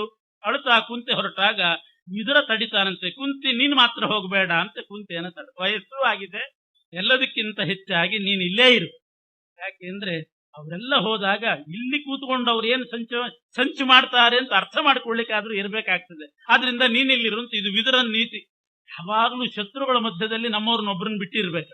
ಅವ್ರು ಏನೇನ್ ನಡೆಸಿದ್ದಾರೆ, ಮೀಟಿಂಗು ಏನು ಹೆಂಗೋ ಒಂದು ಕಿವಿಗೆ ಬೀಳ್ತದೆ, ಗೊತ್ತಾಗ್ತದೆ ಅಂತ. ಅದಕ್ಕೆ ಕುಂತಿಯನ್ನ ವಿದುರ ಅಲ್ಲೇ ನಿಲ್ಲಿಸ್ಕೊಂಡಂತೆ, ನೀನಿಲ್ಲೇ ಇರು ಅಂತ. ಯಾಕೆಂದ್ರೆ ಹೆಣ್ಮಕ್ಳು ಅಂತಂದ್ಮೇಲೆ ಮೊದಲು ಸುದ್ದಿ ಬರೋದು ಅವರಿಗೆ.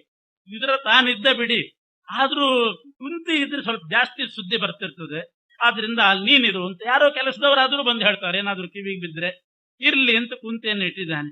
ಹೋಗುವಾಗ, ಕಾಡಿಗೆ ಹೋಗುವಾಗ ಯುಧಿಷ್ಠಿರ ಪೂರ್ತಿ ಮುಖ ಕೆಳಗೆ ಹಾಕೊಂಡು ಹೋದ್ನಂತೆ. ಯಾರನ್ನೂ ನೋಡ್ಲೇ ಇಲ್ಲಂತೆ, ಅಷ್ಟು ಮುಖ ಕೆಳಗೆ ಹಾಕೊಂಡು ಹೋದ್ನಂತೆ.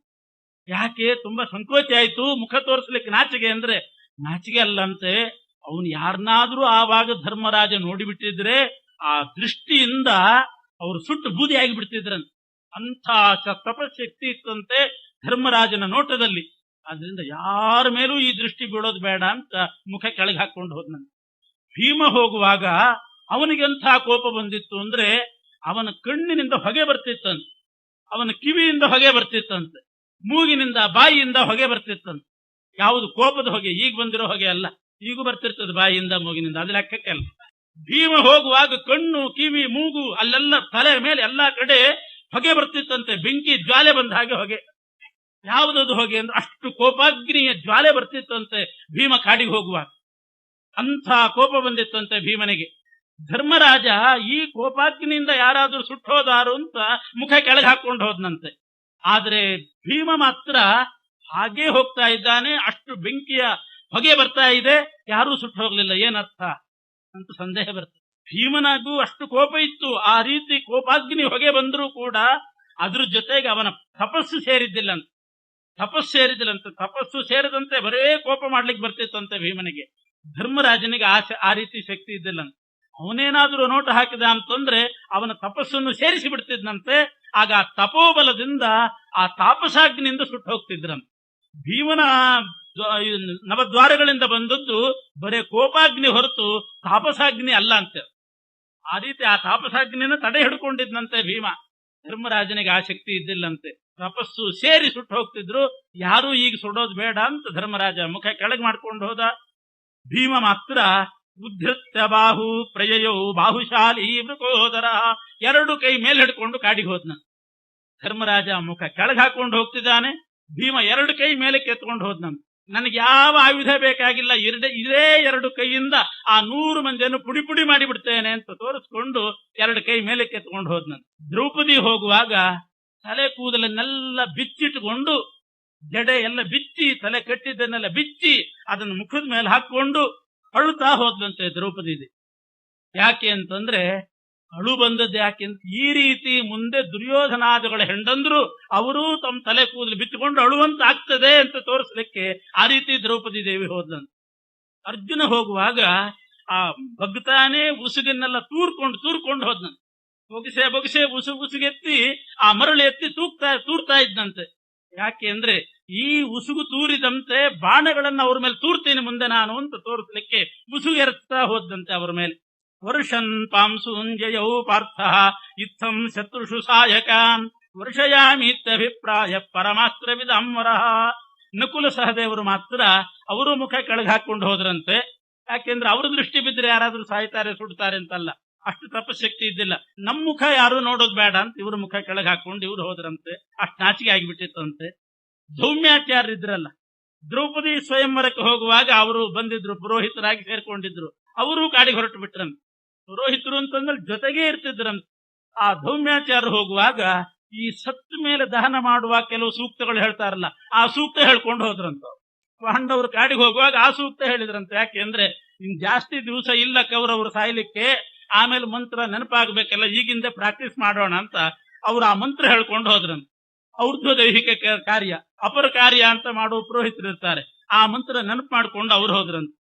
ಪ್ರೇತ ಸಂಸ್ಕಾರ ಸೂಕ್ತಾನಿ ಪಠನ್ ಧೌಮ್ಯೋಗ್ರತೋ ಯಯೋ ಹತೇಷು ಹತ್ತರಾಷ್ಟ್ರೇಷು ಮಯಾ ಕಾರ್ಯಾಕ್ರಿಯ ಇತಿ. ಮುಂದೆ ದುರ್ಯೋಧನಾದಿಗಳೆಲ್ಲ ಸತ್ ಮೇಲೆ ನಾನೇ ಮಾಡಿಸ್ಬೇಕಲ್ಲ ಅವ್ರಿಗೆ ಕರ್ಮ ಅಂತ ಹೇಳಿ ಆ ಸೂಕ್ತ ಹೇಳ್ಕೊಂಡು ಅವ್ರು ಹೋದ್ರಂತೆ. ಈ ಪಾಂಡವರು 2ನೇ ಬಾರಿ ಜೂಜಾಟದಲ್ಲಿ ಸೋತು, ಅಂದ್ರೆ ಅನುದ್ಯೂತದಲ್ಲಿಯೂ ಕೂಡ ಸೋತರು. ಧರ್ಮರಾಜ ಸೋತ. ಒಪ್ಪಂದದಂತೆ ಇವರೆಲ್ಲ 12 ವರ್ಷ ವನವಾಸಕ್ಕಾಗಿ ಕಾಡಿಗೆ ತೆರಳಬೇಕಾಯಿತು. ಕಾಡಿಗೆ ಹೋಗುವಾಗ ಹಸ್ತಿನಾಪುರದ ಎಲ್ಲ ಪ್ರಜೆಗಳು ಕೂಡ ಪಾಂಡವರನ್ನು ಹಿಂಬಾಲಿಸಿ ಬಿಟ್ರಂತೆ. ನಮ್ಮ ನೌಕರಿ ಉದ್ಯೋಗ ಏನು ಹೋದ್ರೂ ಚಿಂತೆ ಇಲ್ಲ, ಸಜ್ಜನರಾದ ಪಾಂಡವರ ಸಂಘ ನಮಗ್ ಬೇಕು, ಆದ್ರಿಂದ ನಾವು ಬಂದ್ಬಿಡ್ತೇವೆ ವನವಾಸಕ್ಕೆ ಅಂತ ಎಲ್ಲರೂ ಕೂಡ ಪಾಂಡವರನ್ನು ಹಿಂಬಾಲಿಸಿದಾಗ ಇವರೇ ಅವರನ್ನ ತಡೆದ್ರಂತೆ. ಬಹಳ ಶ್ರಮ ವಹಿಸಿ ತಡೆದ್ರಂತೆ. ಏನೇನೋ ಮನವೊಲಿಸಿದ್ರು, ಇಲ್ಲ ನೀವು ಬರಬಾರ್ದು, ಹೀಗೆ ಧೃತರಾಷ್ಟ್ರ ಹಿರಿಯ ಅವರಿಗೆ ಅವಮಾನ ಮಾಡಿದ ಹಾಗಾಗ್ತದೆ, ಆದ್ರಿಂದ ನೀವಲ್ಲೇ ಇರ್ರಿ, ನಿಮಗೆ ನಮ್ಮ ಮೇಲೆ ಎಷ್ಟು ಅಭಿಮಾನ ಇದೆ ಗೊತ್ತು ಅಂತ ನಾನಾಪರಿಯಿಂದ ಅವರಿಗೆ ಹೇಳಿ ಸಮಾಧಾನ ಪಡಿಸಿ ಪೌರರನ್ನೆಲ್ಲ ಅಲ್ಲೇ ನಿಲ್ಲಿಸಿ ಪಾಂಡವರು ಮಾತ್ರ ಹೊರಟಿದ್ದಾರೆ.